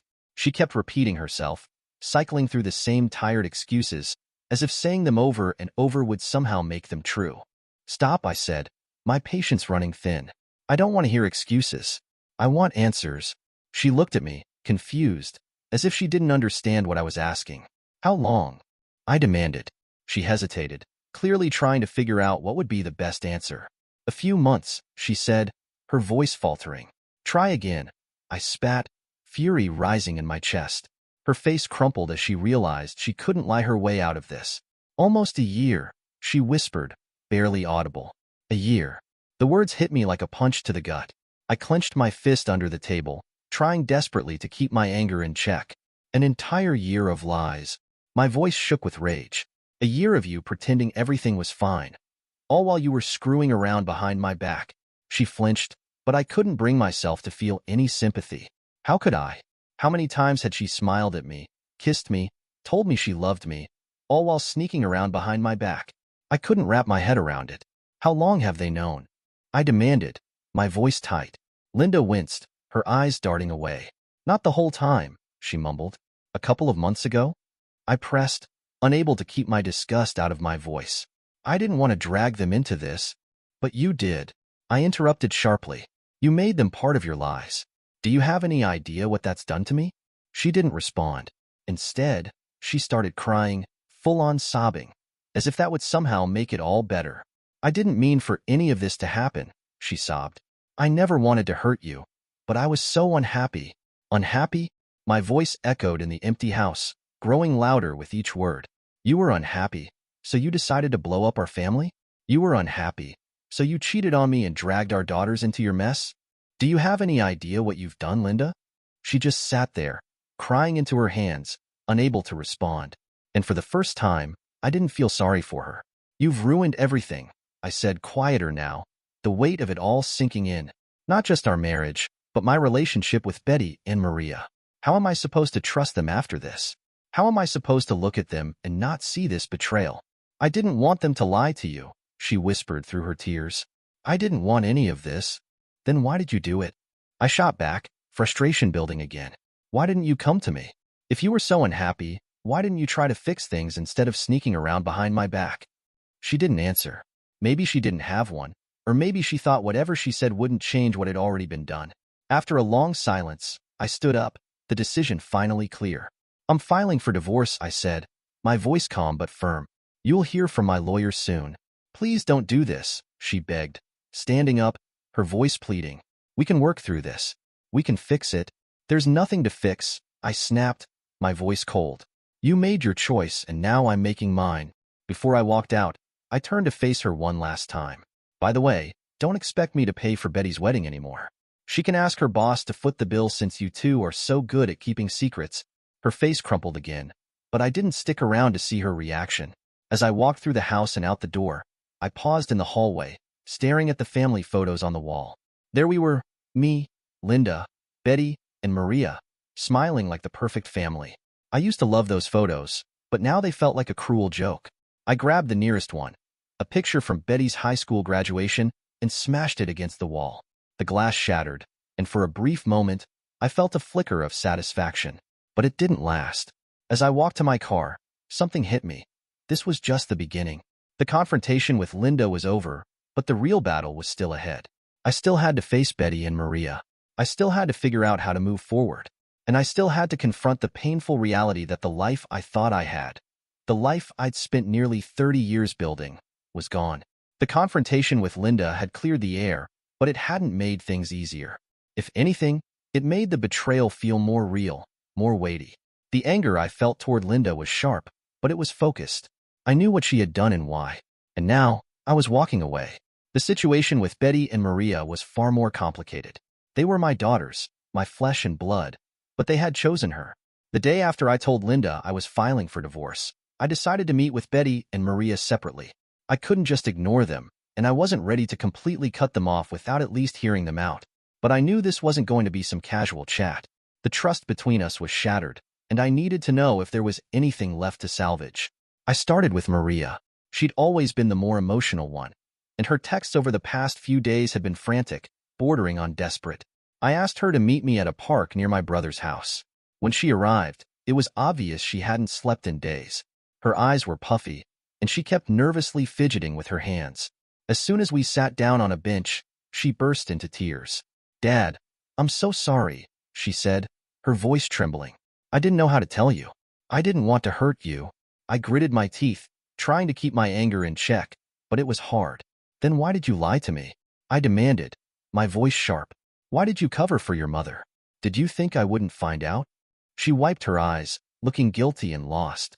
"It wasn't like that," she said quickly. "She told me about it a couple of months ago." I was mad at her, but she begged me not to say anything. She said she'd end it soon, that it was just a phase. I didn't know what to do. My fists clenched. "You didn't know what to do? You knew it was wrong, but you chose to protect her. You betrayed me, Maria. You stood by her and lied to my face." She shook her head, her sobs coming faster now. "I didn't want to hurt you, Dad. I swear." I leaned forward, my voice low but seething. "You already did. You both did. And now, I have to deal with the wreckage. All the lies, the deceit, and the fact that my own daughters turned their back on me." I stared at Maria, struggling to process her words. "So, you decided to protect her instead of telling me the truth?" I demanded. She looked down, her voice barely above a whisper. I thought she was going to stop. I didn't want to blow up the family if there was a chance she'd fix things. I didn't know it would get this far. "That's not good enough, Maria." I shot back, my voice cold. "You don't get to excuse what you did by saying you didn't know. You knew she was cheating. You knew she was lying to me, and you went along with it. Do you have any idea how that makes me feel?" She broke down again, her face buried in her hands. I felt a pang of guilt watching her cry, but I pushed it down. This wasn't about sympathy. It was about the damage they'd all done to my trust. "I'm not saying this to punish you," I said, my voice steady but sharp. "But I need you to understand how deeply this has hurt me. Right now, I don't know if I can trust you. I don't know if I'll ever be able to trust you the way I used to." Maria nodded, her shoulders shaking. "I'll do anything to fix this, Dad. Anything. Just tell me what to do." I didn't have an answer for her. I told her I needed time to think, then I left, feeling the weight of everything pressing down on me. Meeting with Betty was a completely different experience. I asked her to meet me at a coffee shop, thinking it would be better to talk in a neutral space. She showed up 10 minutes late, looking polished and composed, as if nothing had happened. That alone rubbed me the wrong way. "Thanks for meeting me," she said, sitting down casually. I didn't waste any time. "Betty, why didn't you tell me about your mother's affair?" I demanded, my voice tense. She sighed, leaning back in her chair as if she was too calm. "Dad, I didn't want to get involved. It's between you and Mom. I thought it was better to stay out of it." "Stay out of it?" I snapped, leaning forward. I repeated myself, my voice rising with frustration. "You didn't stay out of it, Betty. You lied to me. You covered for her.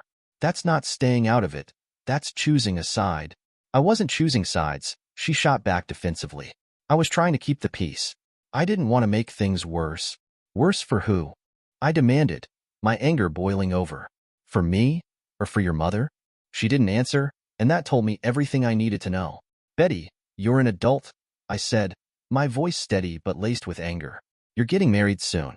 If your fiancé did to you what your mother did to me, would you want everyone around you to lie and protect him? Or would you want someone to stand up and tell you the truth?" "That's different," she said, clearly annoyed. "Mom made a mistake.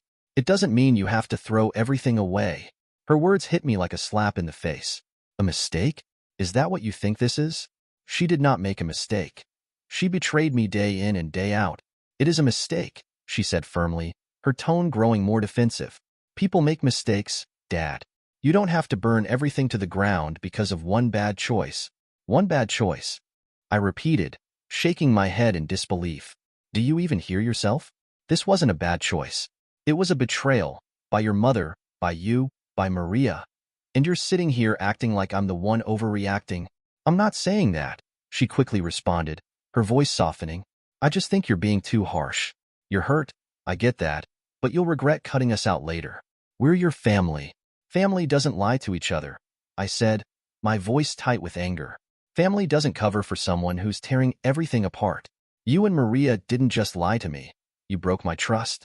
And right now, I don't see how I can move past that. She crossed her arms, looking frustrated. So, what? You're just going to disown us? Pretend we don't exist? I am not going to pretend. I will cut you out of my life. We sat in silence for a few minutes. The weight of it all hung in the air. Finally, I stood up. I've said what I needed to say, I told her. I really hope you never find yourself in the same situation like me. She didn't try to stop me as I walked out. That night, I sat alone in my brother's guest room, replaying both conversations in my mind. Maria seemed genuinely remorseful, but I wasn't sure if I could ever fully forgive her. Betty, on the other hand, was a different story. Her refusal to acknowledge the seriousness of what she'd done made it clear that she didn't think she was in the wrong. For the first time, I seriously considered cutting them both out of my life. It wasn't a decision I wanted to make, but the thought of trying to rebuild a relationship with people who had betrayed me so deeply felt impossible. That night, I made my decision. The next morning, I called my lawyer. I told her to revise my will. Betty and Maria were to be removed as beneficiaries. Everything, my savings, my retirement fund, the house, would go to my sister and her kids. They had always been there for me, and I knew they wouldn't betray me like my own daughters had. When I told my brother, he didn't try to talk me out of it. You're doing the right thing, he said. They made their choices. Now they can live with the consequences. The fallout was immediate. The next day, Maria called me, her voice a mess of hysterical sobs. Dad, please don't do this, she begged. I know I messed up, but I love you. I don't care about the money. I just don't want to lose you. Her words hit me harder than I expected, but I didn't let it sway me. Maria, I'll always love you, I said, my voice firm. But love doesn't mean I can forget what you did. I need time. Maybe someday we can rebuild our relationship, but right now, I can't have you in my life. She kept crying, but I held my ground until she finally hung up. Betty, predictably, took a different approach. She sent me a long email, accusing me of being petty and vindictive. You're punishing me for trying to keep the peace, she wrote. I'm just trying to avoid conflict, and now you're ruining my wedding over something that has nothing to do with me. I didn't bother responding. There was no point. Then Linda tried to intervene. She sent me an email, the tone polished, carefully constructed, like she thought I'd fall for it.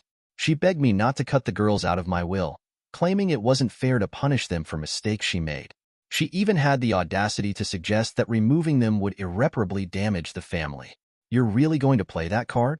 I muttered to myself, rolling my eyes as I read her email. I didn't bother responding to Linda either. She could try all she wanted, but I knew the truth now. The days passed, and slowly, I started to feel lighter. The anger was still there, but the suffocating weight of the betrayal wasn't as overwhelming anymore. Cutting ties hadn't been easy, but it was necessary. I needed to protect myself, emotionally, not just financially. For the first time in weeks, I felt like I could breathe again. It's been a month now since I cut Betty and Maria out of my will. I haven't heard from them directly, and I'm fine with that. I've heard from mutual friends that Betty is scrambling to find the money to cover the wedding expenses I'd been paying for. I don't feel a damn bit sorry for her. She made her choice when she sided with her mother, and now she's dealing with the consequences. Betty's marriage crumbled just as swiftly as mine had, though in a cruel twist, it mirrored my own experience. It wasn't long after the wedding that her husband, Greg, started showing signs of trouble. At first, Betty dismissed it. Work stress, long hours, all the usual excuses. But when Greg's behavior became impossible to ignore, Betty finally confronted him. The truth spilled out, and it was even uglier than she imagined. Greg had been cheating on her for months. Betty, devastated and betrayed, found out the hard way, through a text message he'd carelessly left on his phone. The realization hit her like a ton of bricks. She was no stranger to betrayal, but the depth of it, coming from her own husband, shook her to the core. She demanded answers, but Greg was evasive and defensive, barely offering a word of regret. He claimed it was a mistake, a momentary lapse, but Betty knew it wasn't just that. It was a pattern, a betrayal that went beyond just sex. It was the betrayal of trust, of her heart. Divorce was inevitable. Betty couldn't bring herself to stay with a man who destroyed what little was left of their bond. As the proceedings began, Greg did everything he could to make things as ugly as possible. He fought for half of everything, though Betty had nothing left to give. She felt the weight of the irony. a woman who had spent years protecting a man who lied to her, only to end up with nothing but pain and broken dreams. As for me, the divorce had been a long, drawn-out nightmare. After everything I'd been through, I knew I couldn't repeat the same mistakes. I had to make sure I was financially free from Linda, free from everything she had taken from me. I signed over everything I had to my sister and her kids, the house, my savings, my retirement. I couldn't bear to leave Linda or my daughters a single dime of what I had worked for all these years. They didn't deserve it. Linda certainly didn't. But the real sting came when Betty asked for help. She came to me, her eyes swollen from crying, asking if I could help her with the divorce. I had nothing to give. Nothing. I'd given it all away. There was no house, no money, no safety net left. The silence between us in that moment was deafening. I wanted to reach out, to help her, but I couldn't. I couldn't afford to. And the bitterness in my chest grew as I realized, in the end, that everything, every penny, every bit of what I had worked for, was gone. My marriage to Linda had left me with nothing but the shattered pieces of a life that once felt whole. Now, I was living with the consequences of my decisions, and I couldn't help Betty in the same way I once had. I could only watch as she went through the same pain I had, trapped in a web of lies and betrayal. Dear listeners, please share your thoughts in the comments section below, and don't forget to like, share, and subscribe. We got married later than most. I was 28 and she was 31, and that was 6 years ago. Before we met, we both lived pretty wild lives, so we didn't have much money. When we talked about getting married, we discussed our plans for having children and agreed that Megan would stay home with them until the youngest was old enough to start school. We both believed that having a full-time parent at home was crucial for a child's development, if we could afford it. That meant we had to save up enough to weather any tough financial periods. Megan needed to work full-time, and I had to pick up as much overtime as I could handle. I was accustomed to working double shifts on Claret's, getting off late on Saturday, and then working another 12 hours. It was paying off. We now owned our house outright and our savings were growing steadily.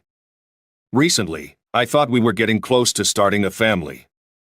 We wanted to have our first child before Megan turned 40 to ensure a better chance of conception. So, Thursday night's conversation caught me completely off guard. "Ethan, I want to talk about a trial separation," Megan said. I was stunned, so much so that I felt paralyzed. All I could manage was a bewildered, "What? If you've ever been dumped, you know the feeling. The person breaking up has everything figured out and is ready. The one getting dumped is left completely unprepared and disoriented." That was me, in that moment. My next response was equally profound. "Why? I just think we need a little time apart," she explained.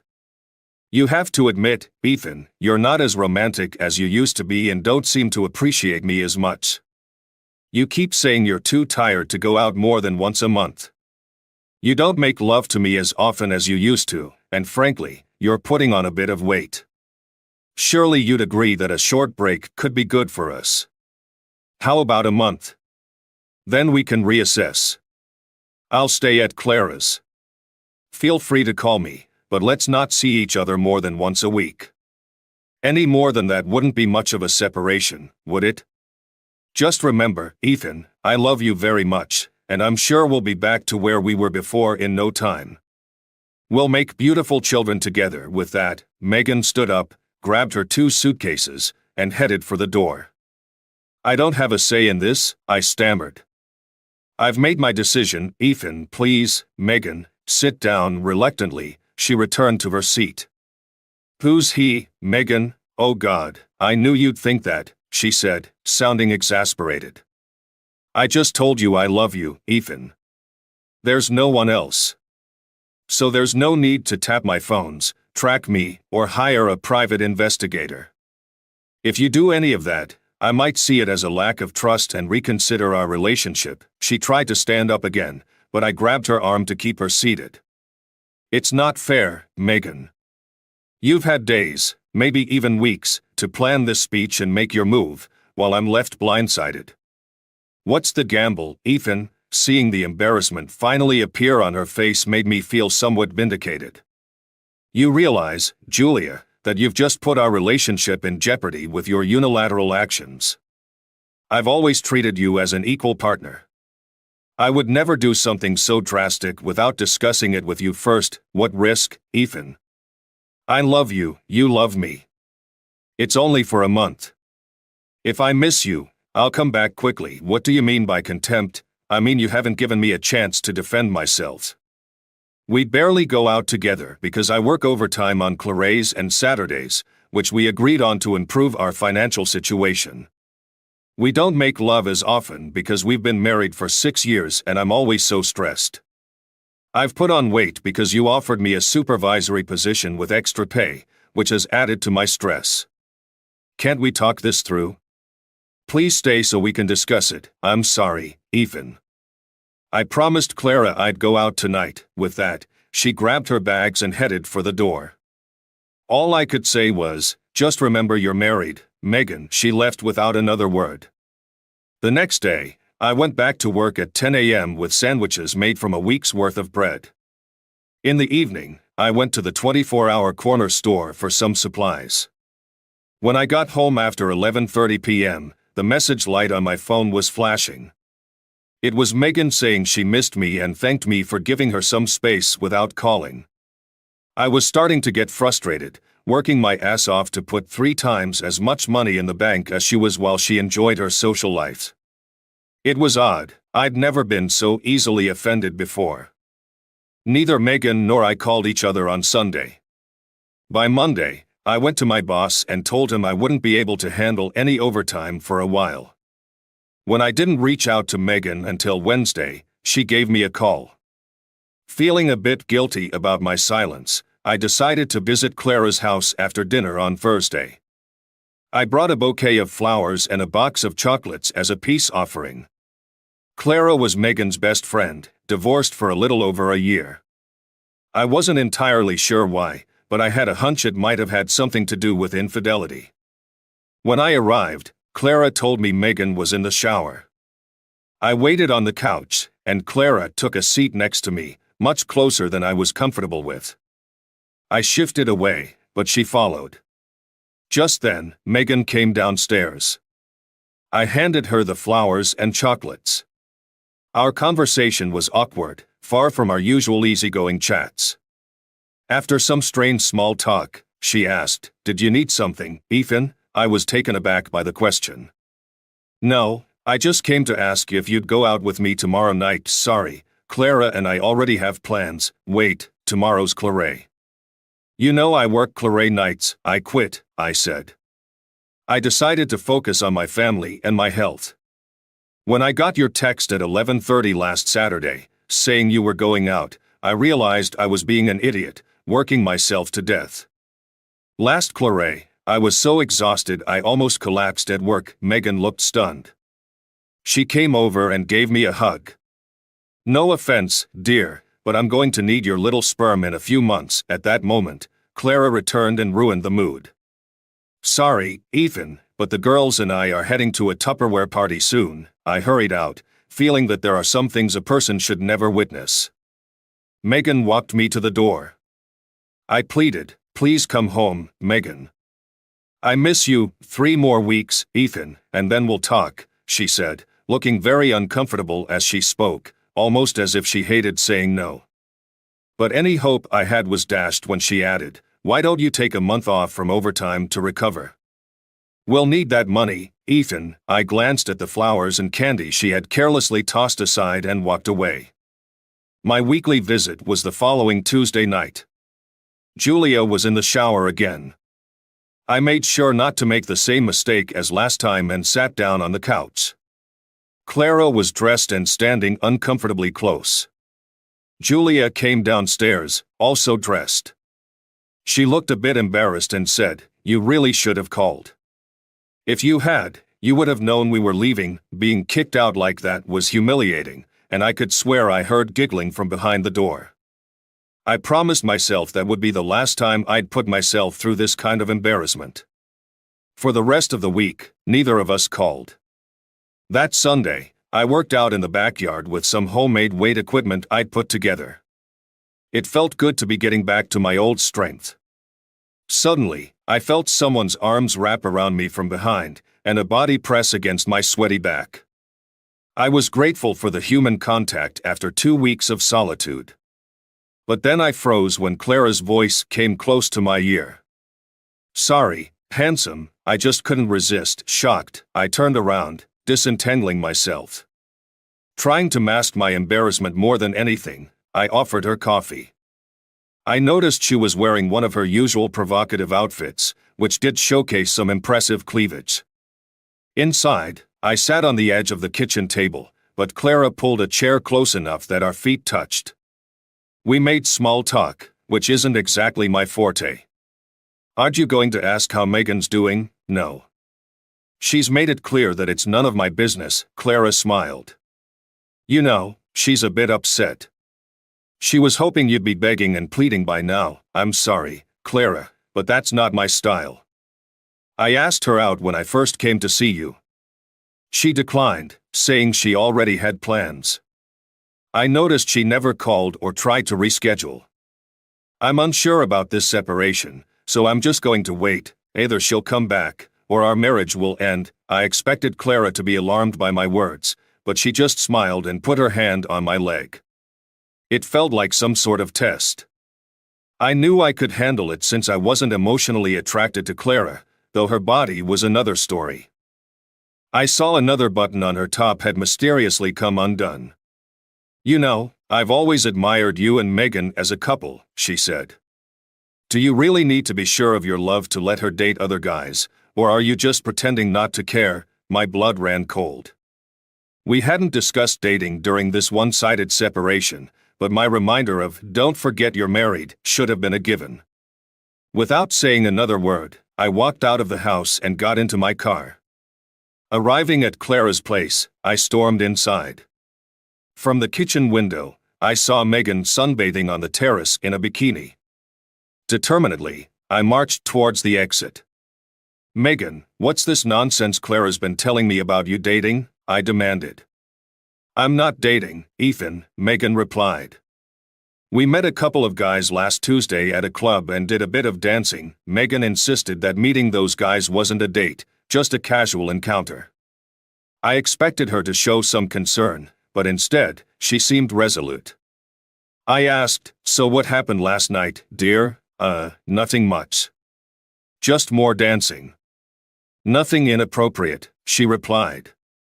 "We didn't kiss or anything. They bought us drinks and we danced a bit." "Since when is it okay for a married woman to dance with other men when her husband isn't around?"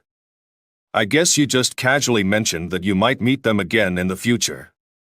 If you do, it'll definitely be a date, and definitely inappropriate." Megan seemed unfazed. "Look, Megan, this whole separation thing is really hurting me. I don't even understand what it's supposed to be. Why not skip the next 2 weeks and come home now? I really miss you." "No, Ethan, not yet. I think we'll be back together in a month. My feelings for you haven't come back yet." She looked strangely puzzled, like she was saying things she didn't truly mean. This was the most confusing of her recent irrational behaviors. I stared at her for a moment before deciding to leave.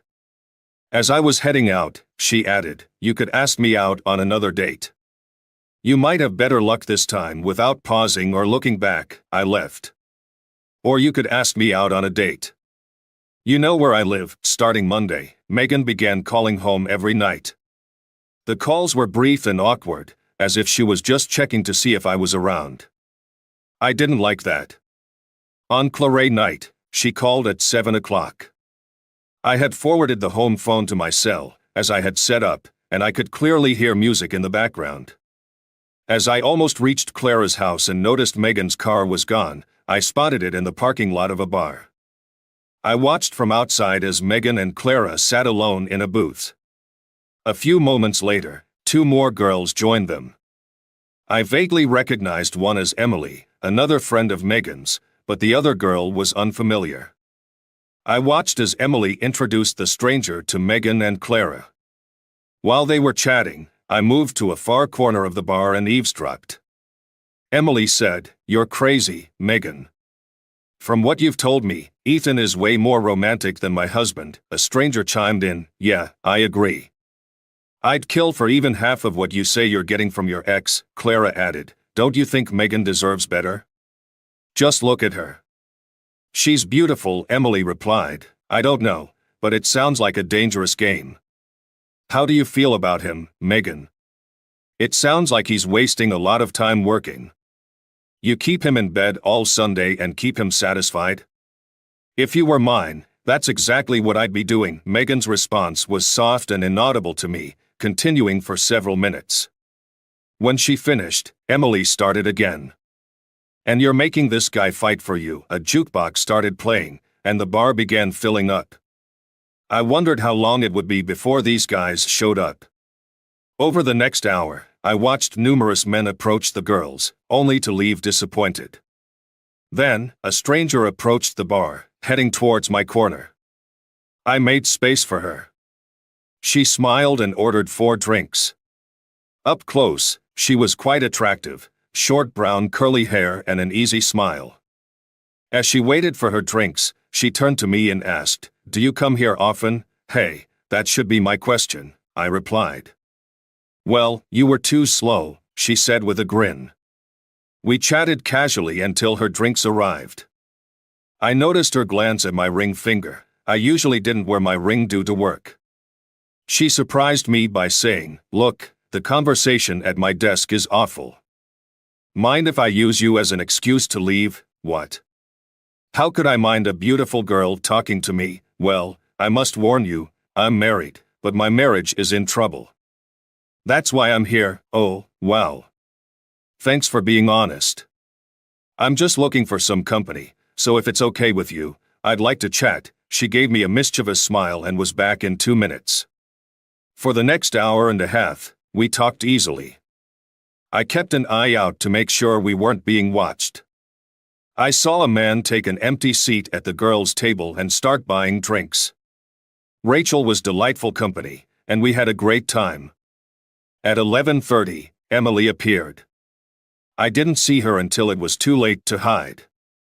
Her face showed vague recognition, and I could tell she knew she had seen me before but couldn't place me. I smiled as Rachel introduced us. Emily whispered something in Rachel's ear, which I guessed was a comment about me. Emily said, "You're right, he is cute." Megan offered us a ride home. I noticed Rachel hesitating. "I really have to go anyway."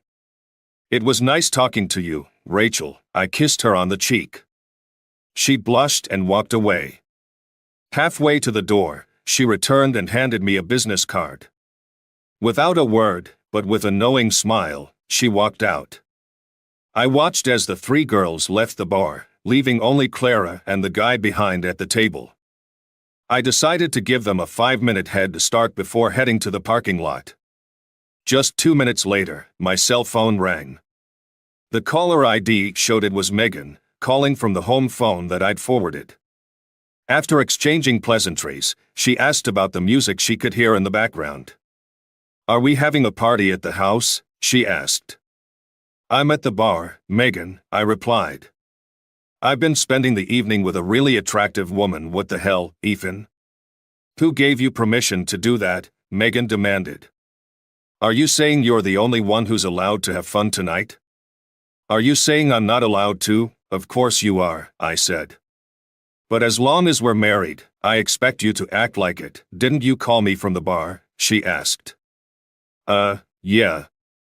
And I guess those guys from last time didn't show up, did they?" "No, maybe they did," she answered, sounding a bit evasive.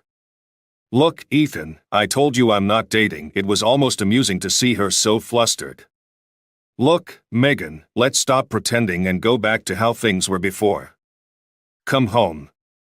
I'll meet you there." There was a long pause before she finally said, "No, I'm sorry, Ethan. I'm just not ready." "Okay, then come over for the night," I suggested. "No, sorry, Ethan. I'll call you later," she said, and the line went dead. I sat there, mulling over everything I had learned that evening. I didn't have a clear picture yet, but I had a strong feeling that things were spiraling out of control. On Saturday afternoon, Clara showed up again. I asked her directly what her friend was up to, but she gave a weak denial. This time, when she tried to kiss me, I was prepared. I kept her at arm's length. "What the hell are you playing at, Clara? I'm married to your best friend, for crying out loud, that's for now, Ethan," she said. "I just wanted to see if I had a shot after Megan left you." Her response sounded so contrived it was almost laughable, but it confirmed my initial suspicions. "So, if Megan leaves me, you're interested, Clara?" "Of course, Ethan." "I really hope you're up for it," she said. Feeling increasingly uncomfortable, I showed her the door.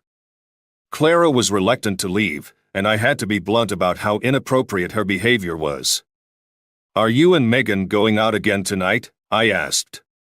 "Yeah, I guess so," she replied, which was our final farewell. I called Rachel next. She seemed pleased to hear from me but said she couldn't make it that night.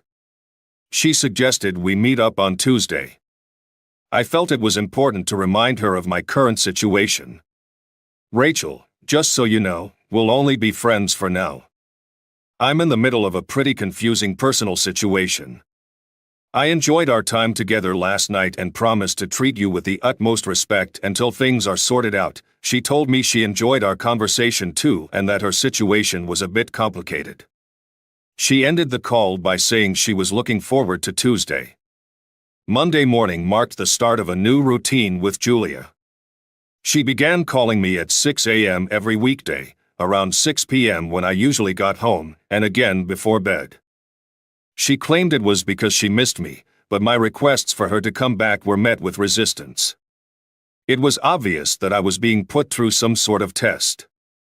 On Tuesday, Rachel greeted me at the front door of her apartment, looking stunning. As soon as we were seated at the restaurant, I started the conversation. "So, do you want to explain why your personal life is a bit of a mess?" "Yeah, her name is Olivia," Rachel said. It turned out Olivia was Rachel's 3-year-old daughter. Her father had decided that family life was too serious, so Rachel's mom was looking after her that day. To divert the conversation from my personal issues, I shifted the topic. "When we were at the bar, you mentioned that the conversation at your table was pretty awful. What was that all about?" "Oh, that," she said with a sigh. "It was just terrible conversation with some stupid people. There was a woman named Megan who had recently separated from her husband. But she was trying to get him back by making him jealous. They were about to have kids, and she broke up with him to make him fight for her, be more romantic and all that. The sad part was, he was already doing a lot for her. He brought her flowers every week, went on dates every month, and spoiled her in every way he could. Despite working late every Saturday, he would get up early on Sundays to make her breakfast. Last year, he even took her on a surprise cruise.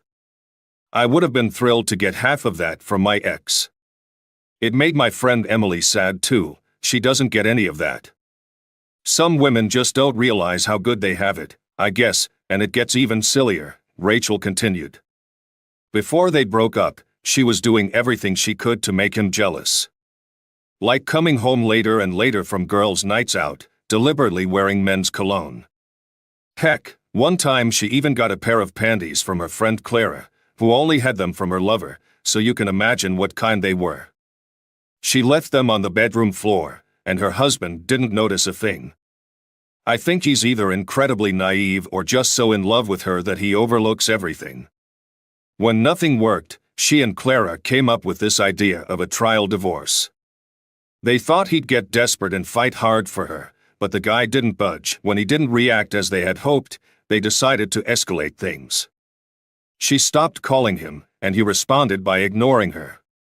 Then she had her friend plant the idea in his head that she was seeing someone else. Despite all their efforts, the poor guy remained unresponsive. To be honest, I admire his reaction. It's exactly what I would do if someone treated me that way. What was truly heartbreaking was when Emily asked Megan how much effort she had actually put into the marriage. At that moment, it seemed like Megan realized just how one-sided her relationship had been. You'd think that would make her reconsider her actions, but it didn't. Now they've really boxed themselves in, unsure of how to move forward, all because a proud person wouldn't play by their rules. Well, she could always go back, confess everything, and try to restore some normalcy. Yes, that's what I would do, and I suspect it's what she really wants to do. Also, I think her friend might be manipulating the situation. Clara gave Megan a couple of very cryptic looks on Claire. Maybe Clara is trying to drive a wedge between them to snag the husband for herself. You might be onto something, I agreed. That would fit with what I've seen, though it would make Clara seem like a cold, manipulative person. If you were in that husband's shoes, what would you do? Well, I'm not sure how their relationship has evolved, but my instinct would be to dump the crazy, disrespectful partner and move on to someone who actually appreciates me, she said. At that point, our food arrived, and we shifted to more neutral topics. I couldn't believe how at ease I felt with Rachel. When the waitress cleared our empty glasses, my conscience got the better of me. You know, Rachel, everything you've said makes me think you're a genuinely decent person with healthy values. Thank you, that's very kind, Rachel replied. Do you consider me a decent person? Without a moment's hesitation, Rachel responded, I pride myself on being a good judge of character, and I'm confident that you're a very good man. I was feeling a bit nervous. Reaching across the table, I took her hands, probably in a vain attempt to keep her from running away. Taking a deep breath, I decided to be upfront. Please forgive me, Rachel. I've been a bit dishonest. My excuse is that I'm feeling very confused right now and will do almost anything to clear up that confusion. I really respect you, so I want to be honest. My name is Ethan, and I've been married to a woman named Megan for 6 years. 4 weeks ago, she demanded a trial separation despite my objections. A new friend suggested I should just end things with her. Given the extreme disrespect she's shown and the pain she's caused, I was already leaning toward that. You are right, despite treating her like a queen, I only now see how little she contributed in return. I watched as a range of emotions flickered across Rachel's face, eventually settling on horror. She clamped her mouth shut with a clenched fist. Oh my God, did I just call your wife a stupid bitch? Well, she is a stupid bitch, I said. But what's telling is that your first reaction was to worry about how you insulted me, not how I might have lied to you. That just reinforces what a wonderful person you are. Can you forgive me? Yes, you used me a bit, but I understand why, she said. Is that why you spoke to me on Claret night? Were you looking for a spy? Hey, you were talking to me too, remember? I said. Can I count on your friendship while I sort this out? Sure, Ethan. But friendship is all I can offer. I don't want to be involved in ruining your marriage, thank you. Your friendship is exactly what I need right now. From my perspective, we had a perfectly happy marriage with no indication that Julia was unhappy. One Thursday, she came home from work and announced she wanted a trial separation. She was about to leave, but I demanded some explanation. Yet, the confusion remained. Since I invested all my energy into work and Megan, I don't really have any close friends. Is there any chance you can help me fix this? I don't know, Rachel. A part of me thinks I'd look like a complete fool taking her back after how she's treated me. Plus, after talking to you, I see just how one-sided my marriage was. I'm a bit embarrassed to admit this. We shifted back to more neutral topics by mutual agreement. We had a pleasant evening, which ended when Rachel wanted to go home. I suggested she think it over and contact me if she wanted to. I told her I'd understand if I never heard from her again. The next day, as I walked to the grocery store, I was approached by someone from a coffee shop a little further down the street. Turning around, I saw Megan, Clara, and another girl standing with their backs to me. As I got closer, my heart sank when I recognized Emilira. She gave the game away by shouting, "You," when she saw me. The expected call from Megan didn't come until 9:30 p.m., and by then, I was nearly asleep and not in the best mood. Ethan, didn't I warn you not to spy on me? Megan's voice was cold.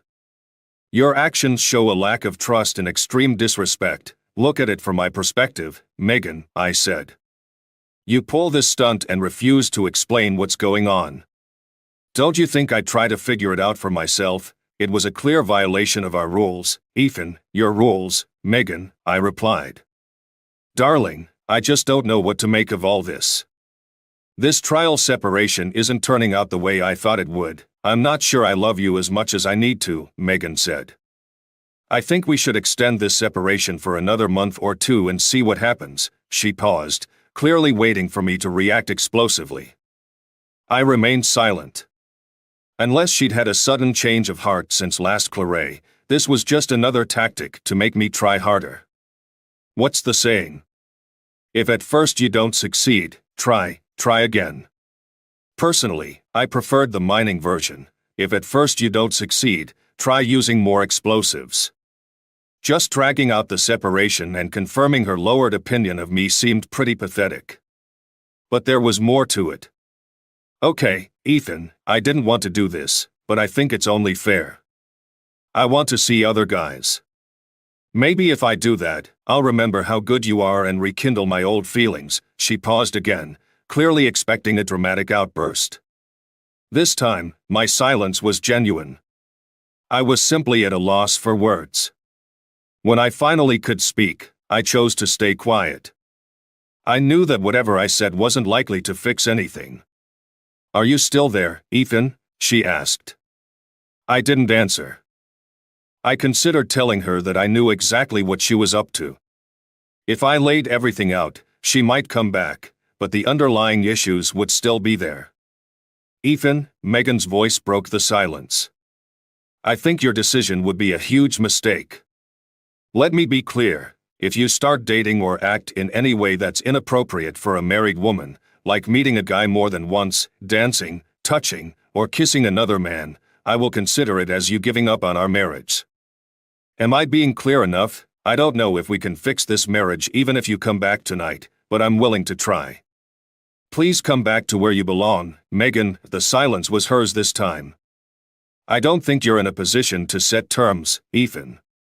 You don't own me. I think I deserve a chance to find the romance and companionship I've missed over the past month. At this point, I was starting to think Megan had completely lost her mind. Did I really need to point out that she was missing romance because she had been avoiding it? So, Megan, you're insisting on opening up our marriage? I asked. You've never given me a reason for this separation that made any sense. The closest I can come to understanding it is that you're trying to make me work harder on our relationship. I dismissed that idea as too disrespectful. One benefit of this separation is that I've had time to reflect. I now realize that I've put far more effort into our relationship than you have. Another stretch of silence followed. When she finally spoke again, her voice was close to tears. It was as if she was following a plan that suddenly seemed deeply flawed. I'm sorry, Ethan, but I've made up my mind. The buzzer signaled the end of our conversation and likely the end of our marriage. Rachel called on Thursday night, and I was immensely relieved to hear that she had forgiven me. She asked about the latest developments, claiming it was just as a friend. I updated her on my recent conversations with Julia, including my analysis of Julia's likely motives. What are you going to do now, Ethan? Rachel asked. Just wait around and see how Julia messes up the marriage. That's pretty much the plan, I replied. Do you want me to spy on her this weekend? Rachel offered. No, don't get involved in that, I said. How about you find out where they're going and invite me to the same place? No, I'm not going to stoop to her level, Rachel said. But it's a good idea. I'd like to see you this weekend. We negotiated for a while and decided on a Sunday picnic. Rachel didn't press me on why I wasn't available on Claret or Saturday. She seemed to understand. We talked for maybe 2 hours. Finding Megan and Clara on Claret wasn't difficult. They were at the same bar, which suggested one of two things. Either Megan thought I was too afraid to spy on her, or she was counting on me doing just that. I watched through the windows, feeling a bit ashamed of my actions. That night, Julia was on her best behavior. It was just her, Clara, and Emilira.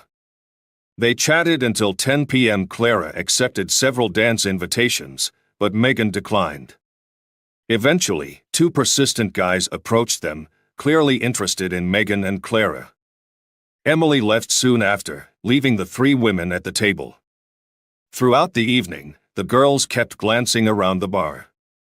I was surprised when Clara and Megan left alone at 11:30. I followed their cab to their house and waited until the lights went out. Saturday was a different story. Again, it was the same bar. This time, the same two guys were waiting and immediately engaged with Megan and Clara. At 8:05 p.m., my marriage was effectively over. When Clara left the table to dance with one of the guys, the other made his move. From where I stood, I saw him put his hand on Megan's leg. Despite my 5-minute grace period to see if she'd push him away, she looked around the bar at least 6 times. I walked into the bar. When she saw me approaching, she at least had the decency to push the guy's arm away. The look on Megan's face was smug as she began her first gambit. "Ethan, I warned you not to spy on me again." Her unfortunate victim, sensing my mood, stood up. Confront me or run, I'd never know. Ignoring all social niceties, I stepped in close, emphasizing the difference in our sizes, me at 6 feet 1 inch and him diminutive by comparison. With a low growl, I uttered the shortest phrase in the English language, "Get away." He ran. Keeping my eyes fixed on Megan's face, I sat down in the seat I had just vacated and pulled out a bundle of papers from my breast pocket. "These are the papers for a mutually agreed divorce. I've already filled them out. All you need to do is sign them. I've also included a separate agreement for dividing our assets. I see no reason not to split everything 50-50. It makes sense for me to keep the house, since you've already moved out." I watched as her smug expression shifted to one of horror. I didn't wait for her to react further. I was desperate to hide the tears that threatened to spill from my eyes. Megan didn't say a word as I turned and left. Curiosity got the better of me, so I started looking out the window again. Megan was crying, tears streaming down her face. 2 minutes later, Clara returned, looking confused. When she saw the papers on the table, her face broke into a wide smile. For the next hour, I watched as Clara did most of the talking. After about 15 minutes, Megan had stopped crying, and by an hour later, she looked completely relaxed. It seemed Clara had managed to convince Megan that their scheme was still on track. I didn't sleep well that night. The final confrontation was still looming, and my mind wouldn't let go of the pain Megan had caused. I expected Clara's visit the next day but pretended I wasn't home when she arrived. I ignored several of her phone calls, and there was nothing from Megan. At 1:30 p.m., I knocked on Rachel's door. She took one look at the bouquet of red roses in my hand and hugged me tightly. "I was going to ask how you spent the last few days, but now I see," she said. Her perceptiveness was striking. Friends don't give each other roses, and I wouldn't have given them to her if I hadn't been halfway through my ordeal. She invited me in, and we approached an elderly lady. "Ethan, this is my mom, Grace." "Mom, this is my boyfriend, Ethan." I was momentarily speechless, but in a good way. I wondered how much Rachel had told her mother, but Grace solved that problem by asking, "So, is it over?" I briefed them on the recent events, adding my assumption that Julia hadn't taken the separation seriously. It took some more convincing to prove my seriousness. By breaking the rules, Julia had shown how much she disrespected me. Both Rachel and Grace saw my pain. Grace hugged me, offering comfort. Then, a little angel appeared in the room, Olivia, who had just finished her nap. I was introduced again. Olivia looked disappointed when Rachel explained that we were going out, despite Grace's assurances of how much fun she and Olivia would have. "Can't she come with us?" I whispered to Rachel. "Are you sure?" "I'm taking everything in a bag," Rachel replied. "That would be great." I'm torn about being away from her for a whole week, so I love spending the whole weekend with her." Olivia's face lit up with joy at the news. "We had a wonderful day by the river." Rachel complained that she felt a bit left out, but her wide smile told me not to take it too seriously. I dropped both ladies off at home, where Grace treated me to dinner. I left with a gentle kiss on Rachel's cheek. When I got home, I saw that Megan must have been hiding a bit further down the road. I barely had time to open the front door before she pulled into the driveway. She left the engine running and got out, holding the papers I'd given her on Saturday. "Here you go, Ethan. Signed and witnessed. Good night." I was stunned as she walked back to her car. She jumped in, buckled up, and rolled down her window. "Now that I've figured out your little bluff, maybe you'll ask me out this week. I'm free on Wednesday." With those words, she drove away. Men are from Mars. Women are from Venus. I'm from Earth, and Megan seemed to be from some distant galaxy. If our relationship had been defined by screaming, it would have been some sort of bizarre, unsettling experience. The screaming began on Monday night. Clara was waiting for me in the driveway when I got home from work. Before I could react, she grabbed me and kissed me on the lips. I roughly pushed her away, yelling, "Listen, once and for all, I'm not the least bit interested in you, Clara." Any response she made was drowned out by the roar of the engine as Megan sprang from her hiding place. Clara noticed her approach and tried to run down the driveway as Megan sped toward her. She almost succeeded. No sooner had the car stopped than Megan threw open the door, knocking Clara over. Clara scrambled to her feet, but Megan's blow to her head sent her crashing down again. Megan's rage was palpable. Clara stayed down, which was a smart move considering the fury she was facing. Megan continued kicking her legs, her anger seemingly boundless. Finally, when Megan was exhausted but still seething, I took the risk of intervening and pulled her off Clara. At that moment, a police car happened to drive by, and things quickly spiraled. Megan and I were both handcuffed, and an ambulance was summoned for Clara. The officers questioned Megan first, and her screams were loud enough for me to hear from my cell. Eventually, they grew tired of her outbursts and moved her to a cell across from mine for her own cooling-off period. When it was my turn, I laid out the whole story. I tried to paint Megan's actions as part of a misguided attempt to test me, as if I owed her some explanation. After giving my side, I was released with a formal apology by 11 p.m. The next day, I went to work as usual. On my way home, I called Rachel. She invited me over for dinner again and mentioned Olivia's request. "Could you read me a bedtime story tonight?" I arrived home later than usual, having stopped by Clara's parents' house. I briefed them on their daughter's manipulation and our situation. They seemed unsurprised but agreed to speak with Clara about not pressing charges against Megan. When I finally made it home, Megan's car was parked in the garage. I walked into our master bedroom to find her suitcases on the bed. The shower was running. I called Rachel to cancel our dinner plans, and we discussed what Megan might do next.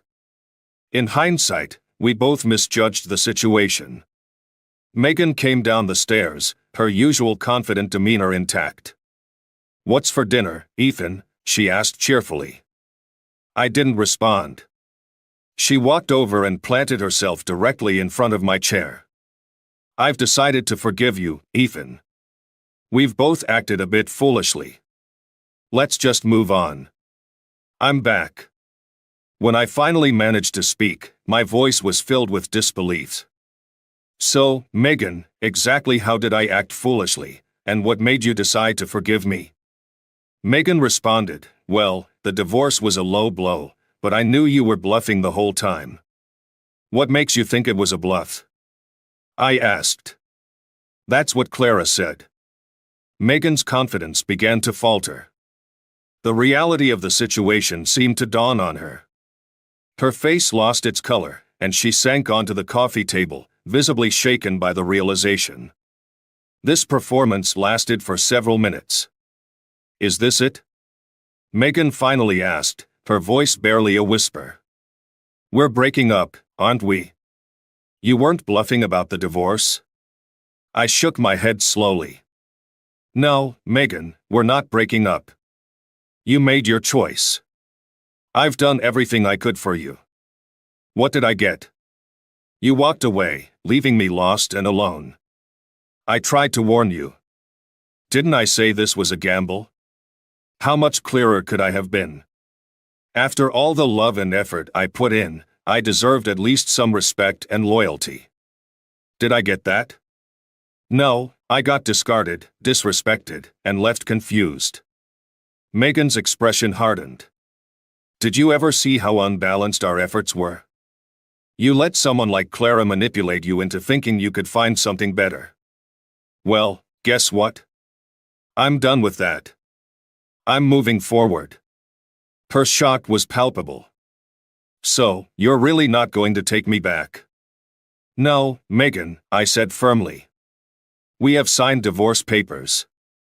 The disrespect you've shown me throughout this ordeal, not to mention the threats, has been too much. When you threw me out, I was devastated. But I've moved on." Megan's face went even paler. "What do you mean, Ethan?" "I've met someone else," I confessed. "She started as a friend, someone who helped me through this tough time. You left me, Megan. I'm sorry, but you took a risk and lost. I'm starting a new chapter in my life, and I'm doing so with a clear conscience." Welcome to Lost Relation Chronicles. Doris sat across from Teresa in their favorite cafe, absent-mindedly stirring her coffee. A faint smile lingered on her lips, the kind that stuck around after laughing at one of Teresa's stories, but her eyes seemed distant. Teresa, sensing something was off, leaned in closer. "All right, what's going on with you and Caleb?" Teresa asked, giving Doris a knowing look. Doris sighed, setting her spoon down. "You know, everything's fine. Caleb's a good husband. We've been married, almost 7 years now." She paused, tracing her fingers along the edge of her mug. "But sometimes, I feel like there should be more. More than just this." Teresa raised an eyebrow. "More?" Doris nodded slowly. "Exactly. It's like we're just in a comfortable routine. Caleb thinks everything is perfect, but I need something exciting again." Teresa's eyes sparkled with interest. "Well, I've been trying something new myself." She lowered her voice and leaned in a little. "Have you ever thought about opening things up a bit? Giving yourself the chance to explore other people?" Doris's eyes widened in surprise. "Wait, are you serious?" "Completely," Teresa said with enthusiasm. "My husband and I talked about it, and honestly, it's been great for us. Just a little freedom to be ourselves and feel that thrill again. It doesn't have to mean anything serious, just a little space to breathe. And it's actually brought us closer." Doris felt a mixture of nervous excitement and doubt. "But how do I even bring something like that up? Caleb would never expect it from me. He'd think I've lost my mind." "Just be honest," Teresa advised gently. "Tell him how you feel. It's not about him, it's about you. Who knows, he might be open to it. Sometimes a little change is exactly what you both need." Doris took a deep breath, glancing out the window. She hadn't realized that this one conversation, this one decision to open a door, was about to change her marriage and her life forever. She leaned in closer to Teresa, her voice barely a whisper over the cafe's hum. "So, how do I even start that conversation?" Teresa smiled, her gaze steady. "Honestly, you just have to be direct. Men appreciate that more than we think. If you tiptoe around it, he'll just get confused or suspicious." Doris furrowed her brow. "But what if he thinks I don't love him anymore?" Teresa shook her head. "It's not like that. You're not rejecting him. You're just sharing your feelings. Be honest with him. Tell him how much you love him, but that you need a little freedom to feel alive again. If you frame it right, he'll understand that it's about you needing growth, not about him not being enough." Doris let out a slow breath, nodding. "All right. So, I tell him I want to feel more free, more alive, and maybe he'll understand that it's not just about us." She bit her lip. "But Caleb's never been the type to go for anything unconventional. He's all about stability," Doris murmured. Teresa gave her a reassuring pat on the hand.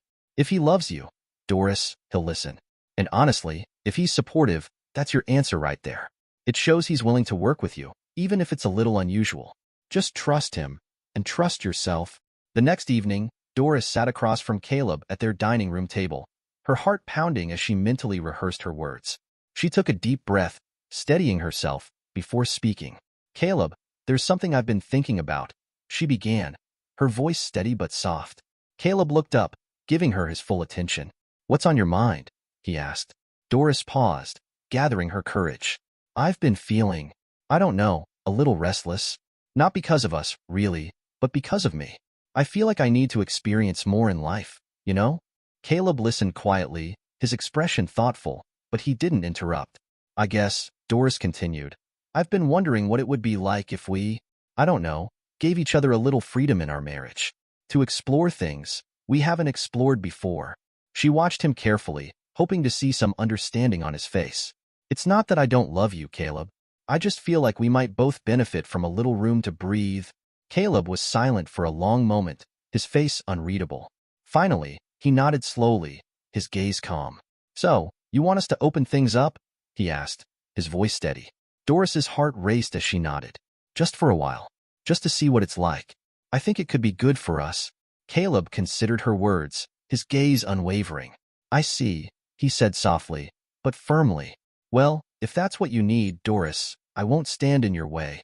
Doris felt a wave of relief wash over her, but a flicker of unease lingered.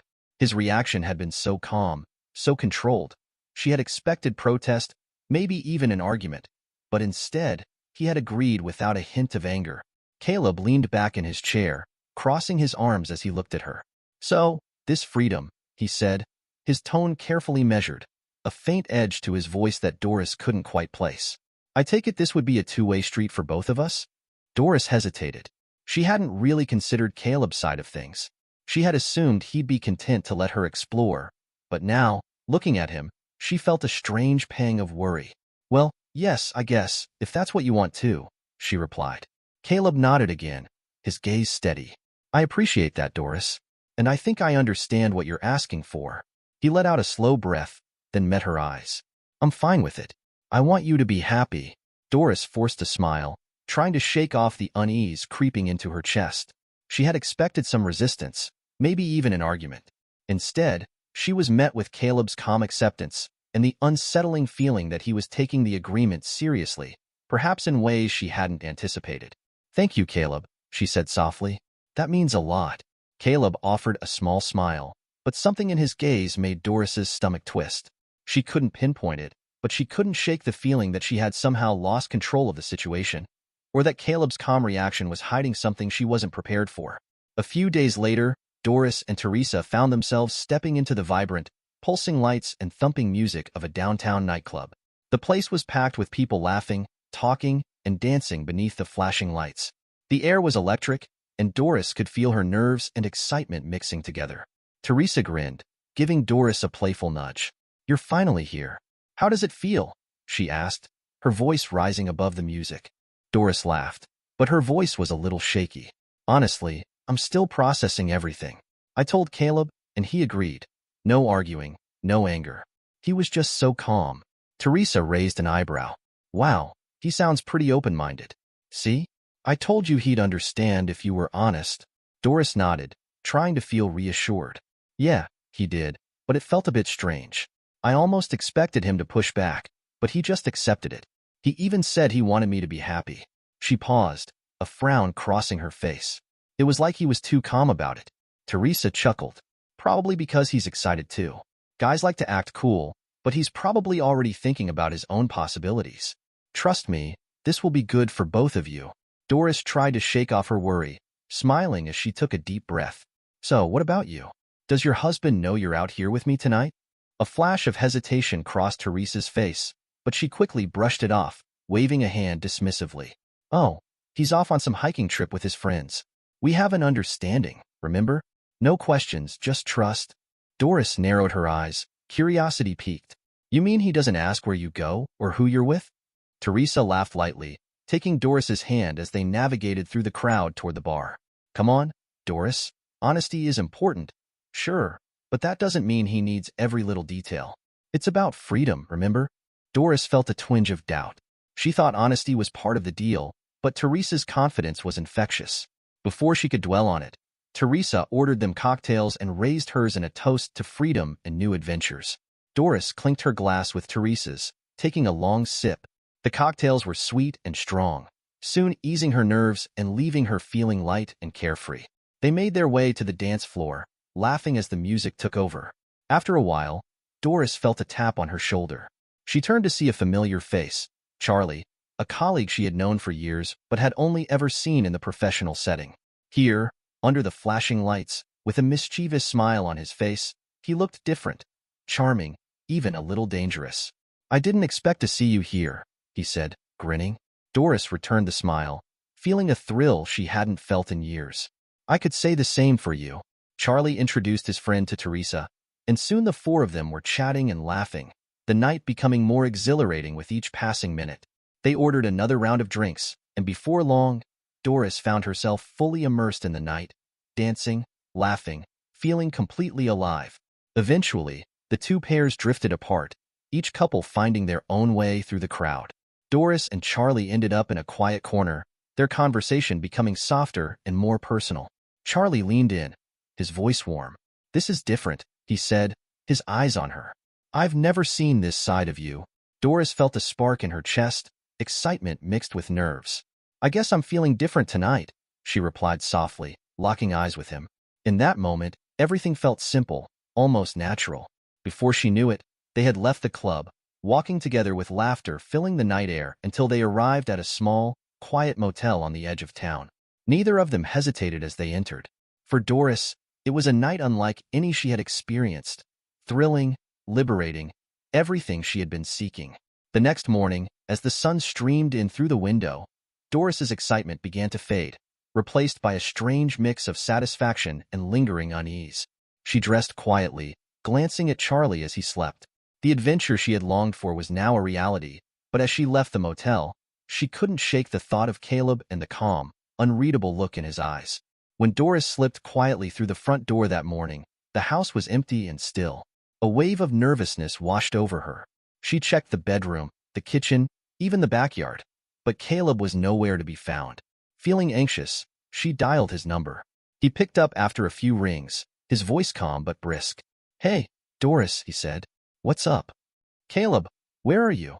she asked, relieved just to hear his voice. "I'm at the office," he replied. "There's a new project I'm working on. It's going to take a lot of hours, probably for the next few weeks. I might even be tied up this weekend." Doris felt herself relax, though a pang of guilt mixed with the relief. "Okay, I just didn't see you this morning, and well, I was wondering." "Everything's fine," Caleb reassured her. "Just busy. I'll be home by dinner." Doris exhaled, feeling her heart settle. "Okay, take it easy."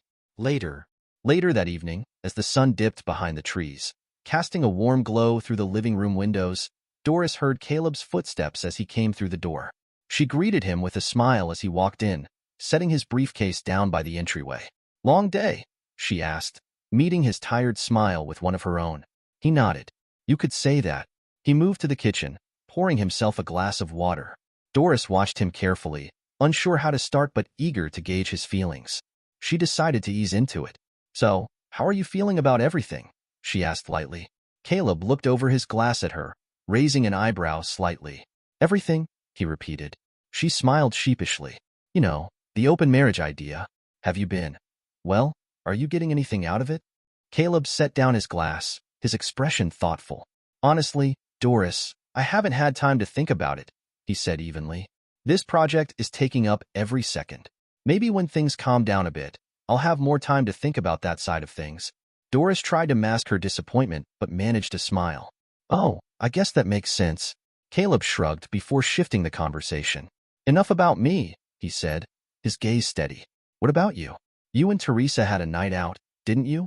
Doris's heart raced, and for a moment, she considered telling him about Charlie, but she decided to keep things vague. "Yeah, just had some drinks, danced a bit, and then ended up at Teresa's place. Nothing too crazy," she said, hoping her tone seemed casual. Caleb watched her, his expression unreadable.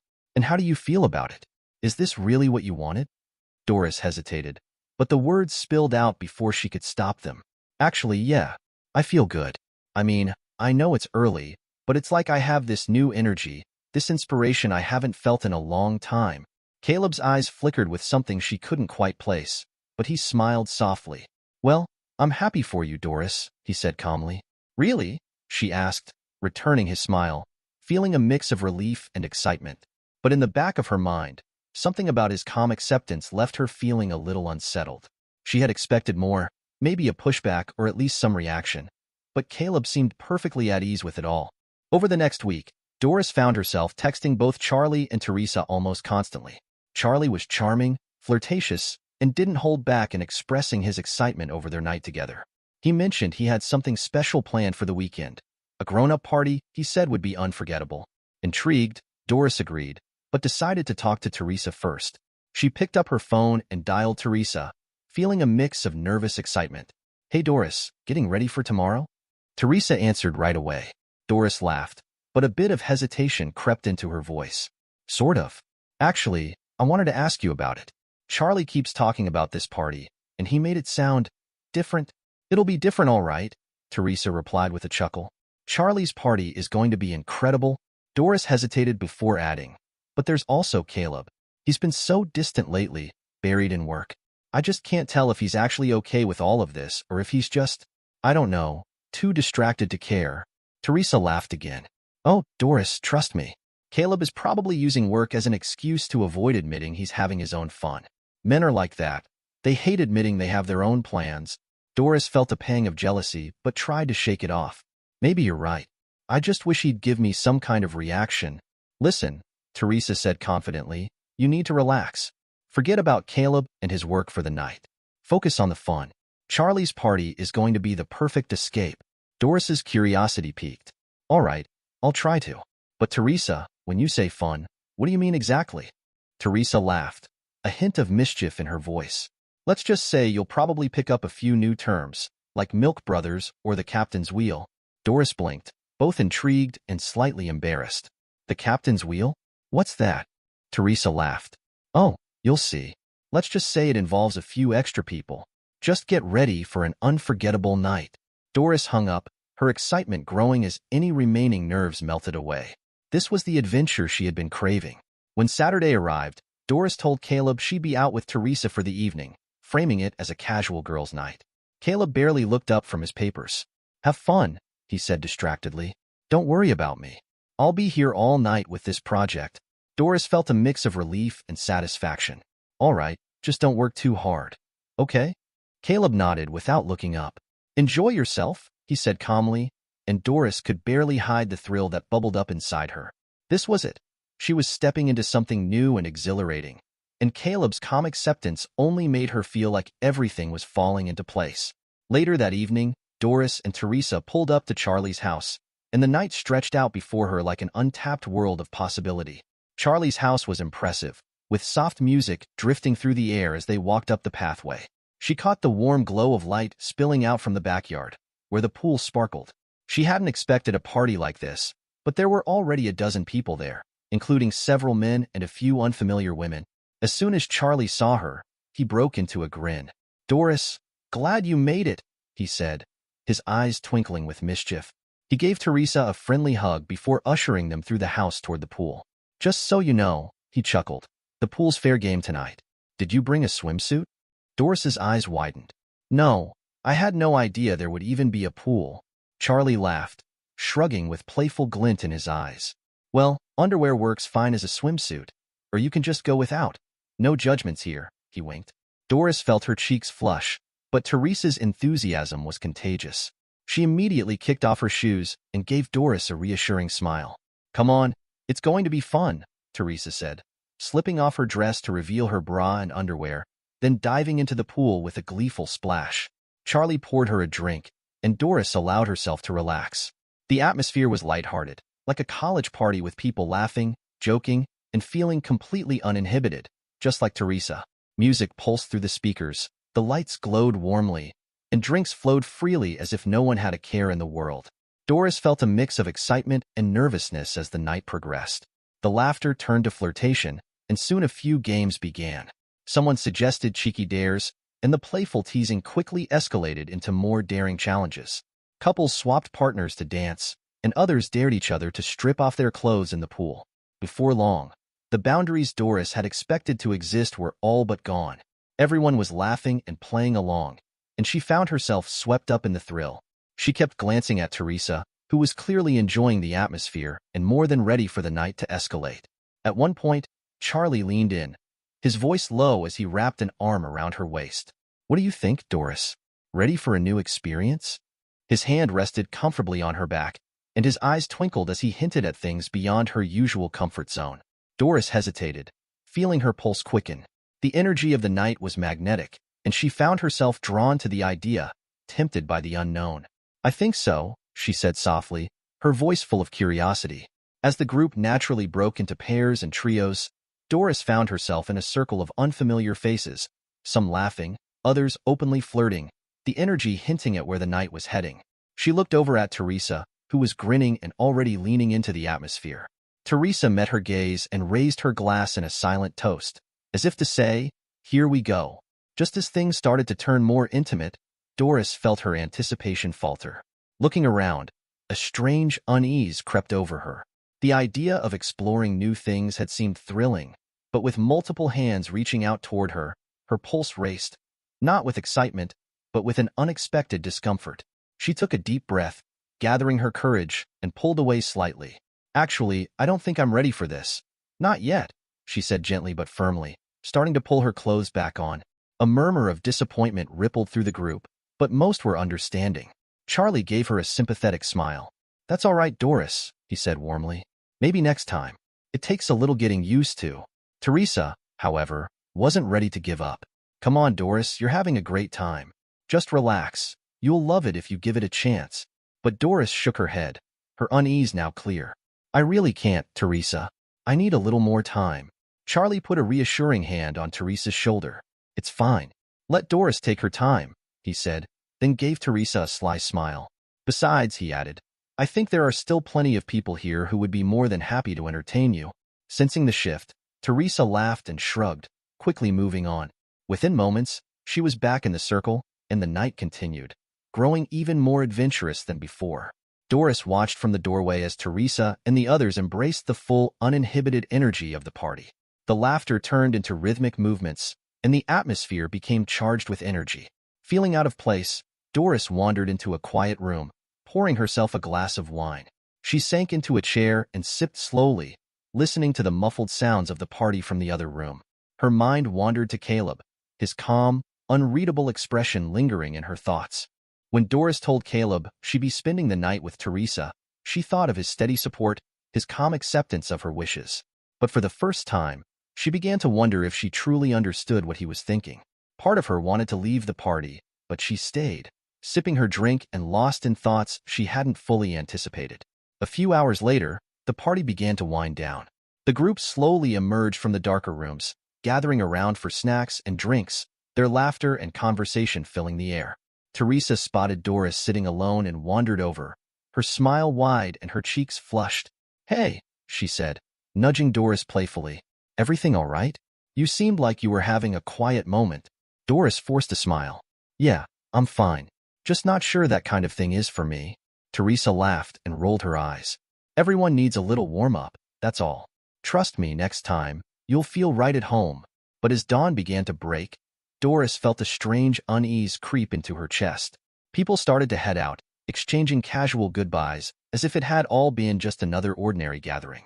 Doris slipped out quietly and drove home in silence, the thrill of the night replaced by a nagging sense of dread.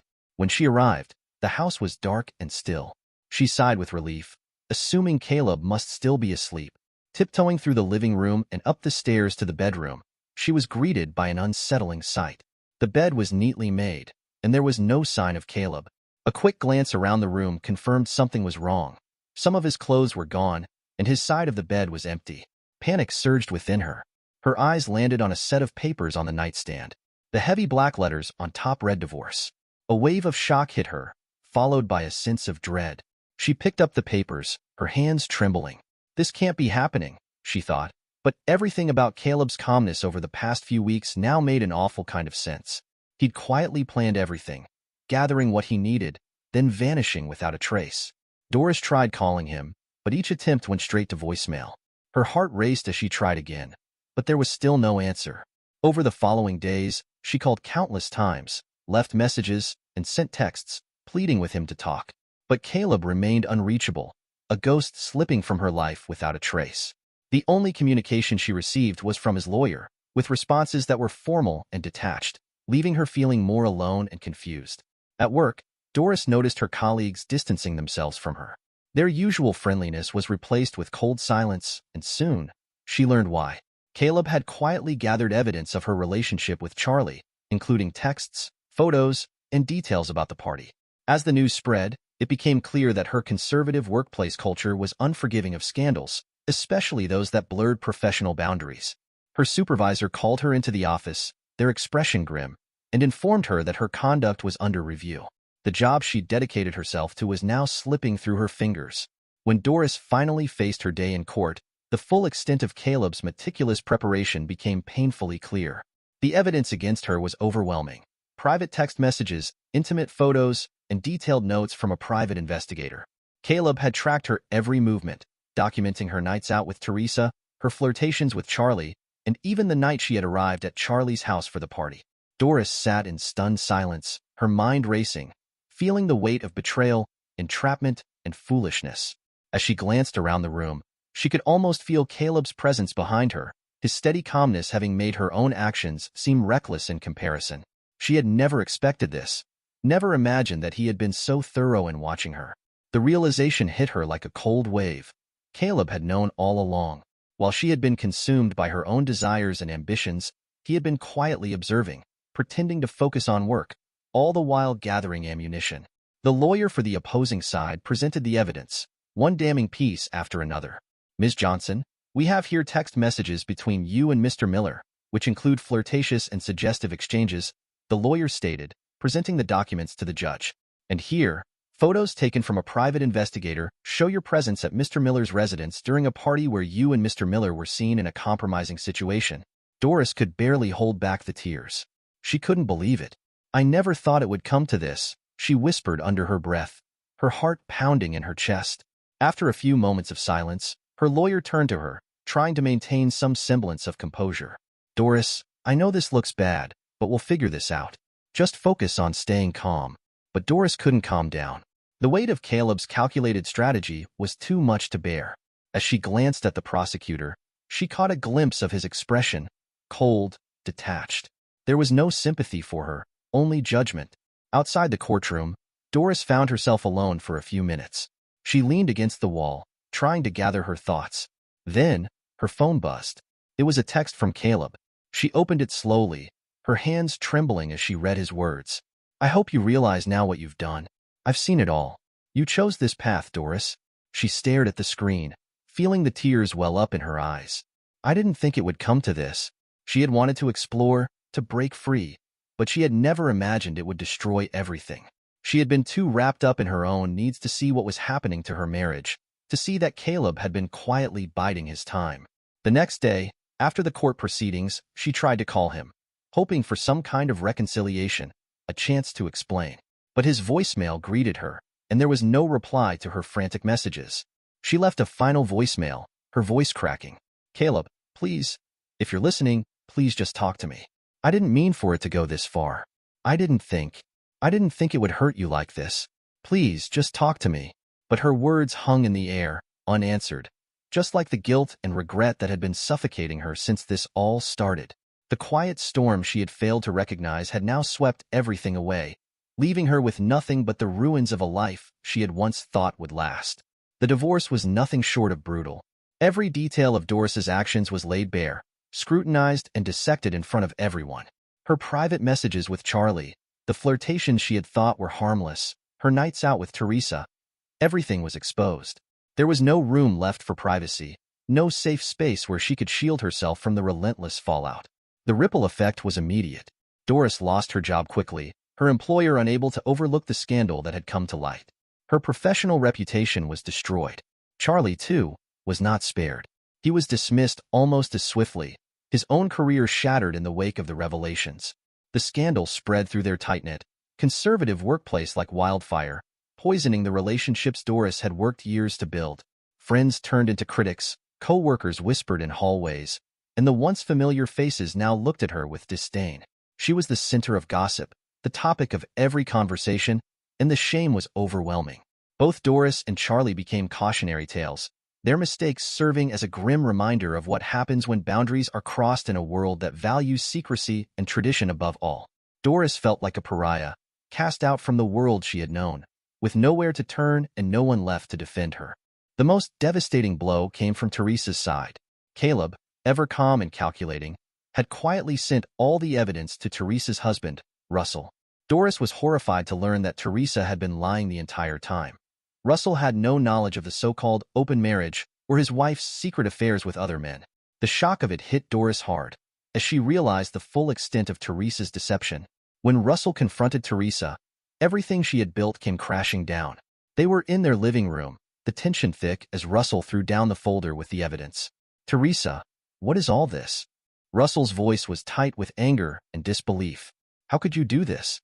To me? To us?" Teresa stood frozen, her face draining of color as the weight of his words sank in. She had no defense, no way to explain away the damning proof. It's not what you think, Russell," she stammered, trying to hold on to some semblance of control. "Not what I think," Russell repeated, his voice rising. "You've been lying to me for months, and now I find out this? You've been living a completely different life while I've been in the dark. How long did you think I wouldn't find out?" His eyes were wide with hurt, each word more cutting than the last. Teresa's shoulders slumped, and her usual confidence cracked. "I didn't want you to know," she whispered, a weak attempt at an explanation. "Well, now I know," Russell shot back, the finality in his tone unmistakable. "And I can't just ignore this. You've betrayed me, Teresa. I want a divorce." The words hung in the air, heavy and final. Teresa could feel the floor shifting beneath her as Russell turned and walked out of the room. Her world, which had felt so secure just moments ago, was falling apart. The fallout was swift, and as Russell moved to file for divorce, the scandal spread like wildfire through Teresa's social circles. Friends, once loyal and supportive, turned against her. The tight-knit group she had once been a part of now whispered behind her back, their judgments sharper than ever. Teresa, humiliated and furious, cut off all contact with Doris, blaming her, and Caleb, for her downfall. "You had to ruin everything, didn't you?" Teresa seethed in her final message to Doris. "I didn't ask for this, but now my life is destroyed. This is all your fault. You and Caleb ruined me." Doris's phone buzzed with Teresa's angry words, and she let out a long breath, knowing that no amount of regret or apology would undo the damage that had been done. Doris's circle quickly followed suit, growing distant and cold. Friends, neighbors, even family members who had once embraced her now turned away. She noticed the subtle shifts in behavior, an awkward pause when she entered a room, averted eyes, and forced smiles that never reached their eyes. The familiar warmth from those she had known for years had been replaced with a palpable chill. People she had worked with for so long now seemed to keep their distance, their once friendly gestures replaced by tense nods or fleeting glances. It wasn't just the people she barely knew who distanced themselves. Even those closest to her seemed to recoil. Her parents, who had always been supportive, barely returned her calls. When she visited them one afternoon, her mother, usually warm and comforting, greeted her with a stiff embrace. "We're just concerned about you, honey," she said, her voice laced with judgment, as though Doris had become someone unrecognizable to her. At work, her colleagues no longer invited her to lunch, and the once easy camaraderie evaporated. During meetings, the room felt emptier when she entered, as though the weight of her scandal filled the air. One of her old friends from work, Sarah, who had always been chatty and engaging, now avoided eye contact. Their casual conversations, once full of laughter, had turned into forced exchanges, if they spoke at all. Caleb, who had played the role of the betrayed husband with such quiet dignity, had done the impossible. He had earned the sympathy of everyone. He became the picture of grace, while Doris's mistakes were laid bare for all to see. Those who had been closest to her now sided with Caleb, as if they too had silently judged her and found her wanting. It felt as though there wasn't a single person left who hadn't turned their back on her. Even the neighbors, once friendly faces, now avoided her on the street. When she passed by their homes, they would suddenly turn away or pretend to be busy with something else. Each day, the distance between Doris and the world she once knew seemed to grow wider. One evening, Doris managed to reach Caleb for what she hoped would be a final conversation. She sat across from him, feeling the weight of her actions press down on her like a storm ready to break. Her heart ached, and tears filled her eyes as she looked at him, desperate. "Caleb, please, I made a mistake. A huge one. I thought it would be something beautiful, something that would bring us closer in some strange way. I only slept with Charlie once, and at that party, I couldn't go through with it. It was all just a mistake. Please, forgive me." Caleb exhaled a long, deep sigh, his eyes filled with something Doris couldn't quite place. Maybe pity, or perhaps relief that it was finally over. His gaze softened, but there was no warmth in it, only exhaustion. "Doris," he said, his voice steady, his tone calm but devoid of any affection. When a woman proposes an open marriage, it usually means certain ideas have already taken root in her mind. Ideas that put a nail in the marriage long before anyone notices. And you weren't honest with me. You wanted to keep things hidden, to live halfway in that world and halfway out. Doris's throat tightened as she tried to absorb his words. She knew they were true, too true. "I didn't mean to hurt you," she whispered, her voice barely a breath. Caleb's gaze never wavered, his face a mask of controlled emotion. "I think that's the part that hurts the most. You weren't honest with me, even when I gave you the space to be. I trusted you, Doris, and you betrayed that trust in a way that can't be fixed." He paused, as if weighing his next words carefully. "I wanted to believe that you were still the person I married, but that person isn't here anymore. You've already made up your mind, whether you realize it or not." Doris sat in stunned silence, the realization sinking in deeper than she had expected. The quiet certainty in his voice left no room for argument, no chance for redemption. "I never wanted this," she whispered, but it was clear that her words held no weight anymore. Caleb looked at her one last time, his expression almost unreadable. "I don't think we can fix this, Doris. Not anymore. You've already made your choices." Doris bowed her head, feeling the crushing weight of finality in his words. His tone remained steady, but it cut through her like a blade. "I wanted it to end cleanly, that's all," Caleb continued, his voice calm but carrying a quiet resolve. "Maybe I went too far. Maybe it seems cruel. But the fact that you felt you had to hide those details from me told me everything I needed to know." He paused, letting out another sigh, his eyes distant as he spoke the words that sealed their fate. "I don't think we can fix this, Doris. I really don't." The silence stretched between them, heavy and suffocating. Doris felt as though the world was closing in on her, the walls pressing in tighter with every breath. Her chest felt tight as she processed the reality of his words, words that she had hoped would never come. The tears that had once come so easily now felt foreign, as if even they knew there was no longer any room for them. She had thought that the affair, the risky venture into something new, would somehow bring her closer to Caleb, ignite a spark that had long been buried in their marriage. But instead, it had done the opposite. The experiment she had believed would be a path to self-discovery and freedom had only served to expose the cracks she had been too blind to see in herself. She had been searching for something outside of her marriage, thinking it would fill the void she couldn't understand. But in the process, she had shattered the very thing she had once held dear. "I never meant for any of this to happen," Doris whispered, her voice barely audible, as if speaking any louder would shatter her completely. Caleb didn't answer. He didn't need to. His silence spoke volumes, and Doris understood that it wasn't just the marriage that was broken. It was trust, and perhaps even the person she thought she was. The realization was brutal, and it settled in her chest with a finality that left no room for hope. The path she had chosen had led her here, to this moment where there was nothing left but the weight of her mistakes and the quiet aftermath of everything she had lost. As Doris walked away from Caleb that night, she felt a deep emptiness settle within her.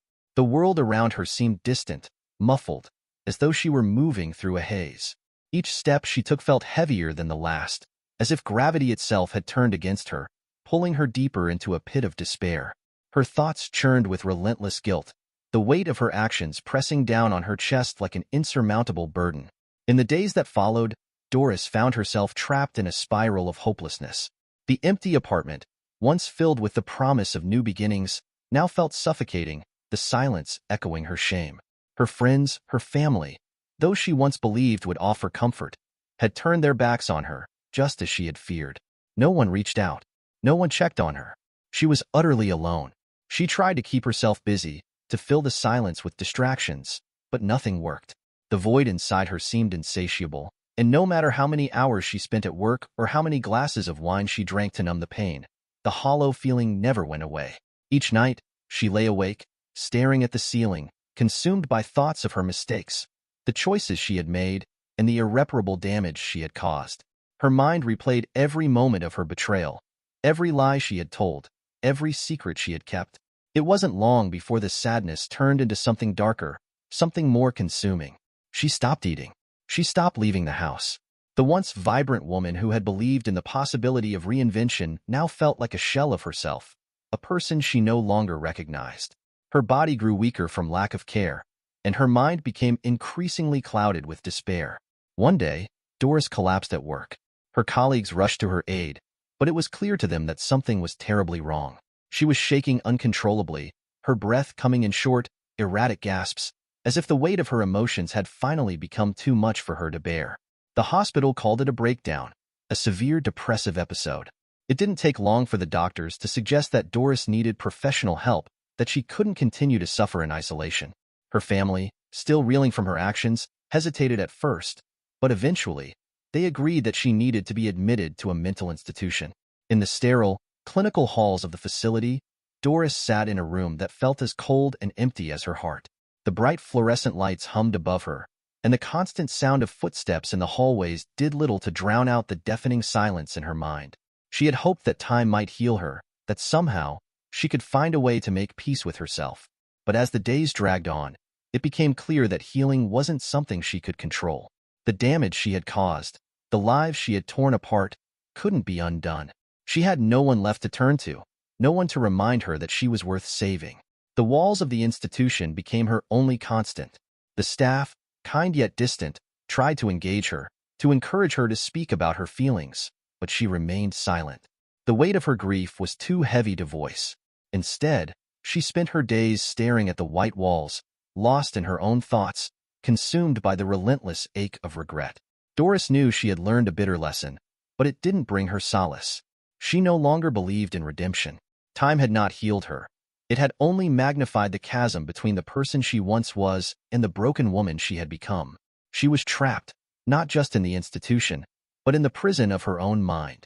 And as each day passed, the hope she once had for peace with herself seemed to slip further and further away. All that remained were the echoes of her mistakes, reverberating through the silence of her isolation. Caleb had moved on. After the divorce, he took some time to himself, carefully navigating the emotional aftermath of the wreckage Doris had left behind. But soon enough, he found peace in new beginnings. He met someone, a woman who understood his need for stability, for honesty, for a love without the baggage of betrayal. They were drawn to each other in a way that felt effortless, and Caleb, always one to appreciate calm and consistency, let his heart open again. Within a year, Caleb married her. They chose to live in France, a place he had always admired for its simplicity and charm, away from the chaos of his past. The quiet streets of a small town outside Paris became his new home, where the weight of old memories slowly faded into the backdrop of his new life. His days were spent enjoying the peace of his surroundings, his nights filled with conversation and laughter with his wife. Though he never spoke to Doris again, Caleb felt a sense of closure in his decision to leave the past behind. The past, with its pain and its lessons, no longer had the same grip on him. France was a new chapter, one where he could finally breathe without the haunting weight of betrayal on his shoulders. Dear listeners, please share your thoughts in the comments section below, and don't forget to like, share, and subscribe.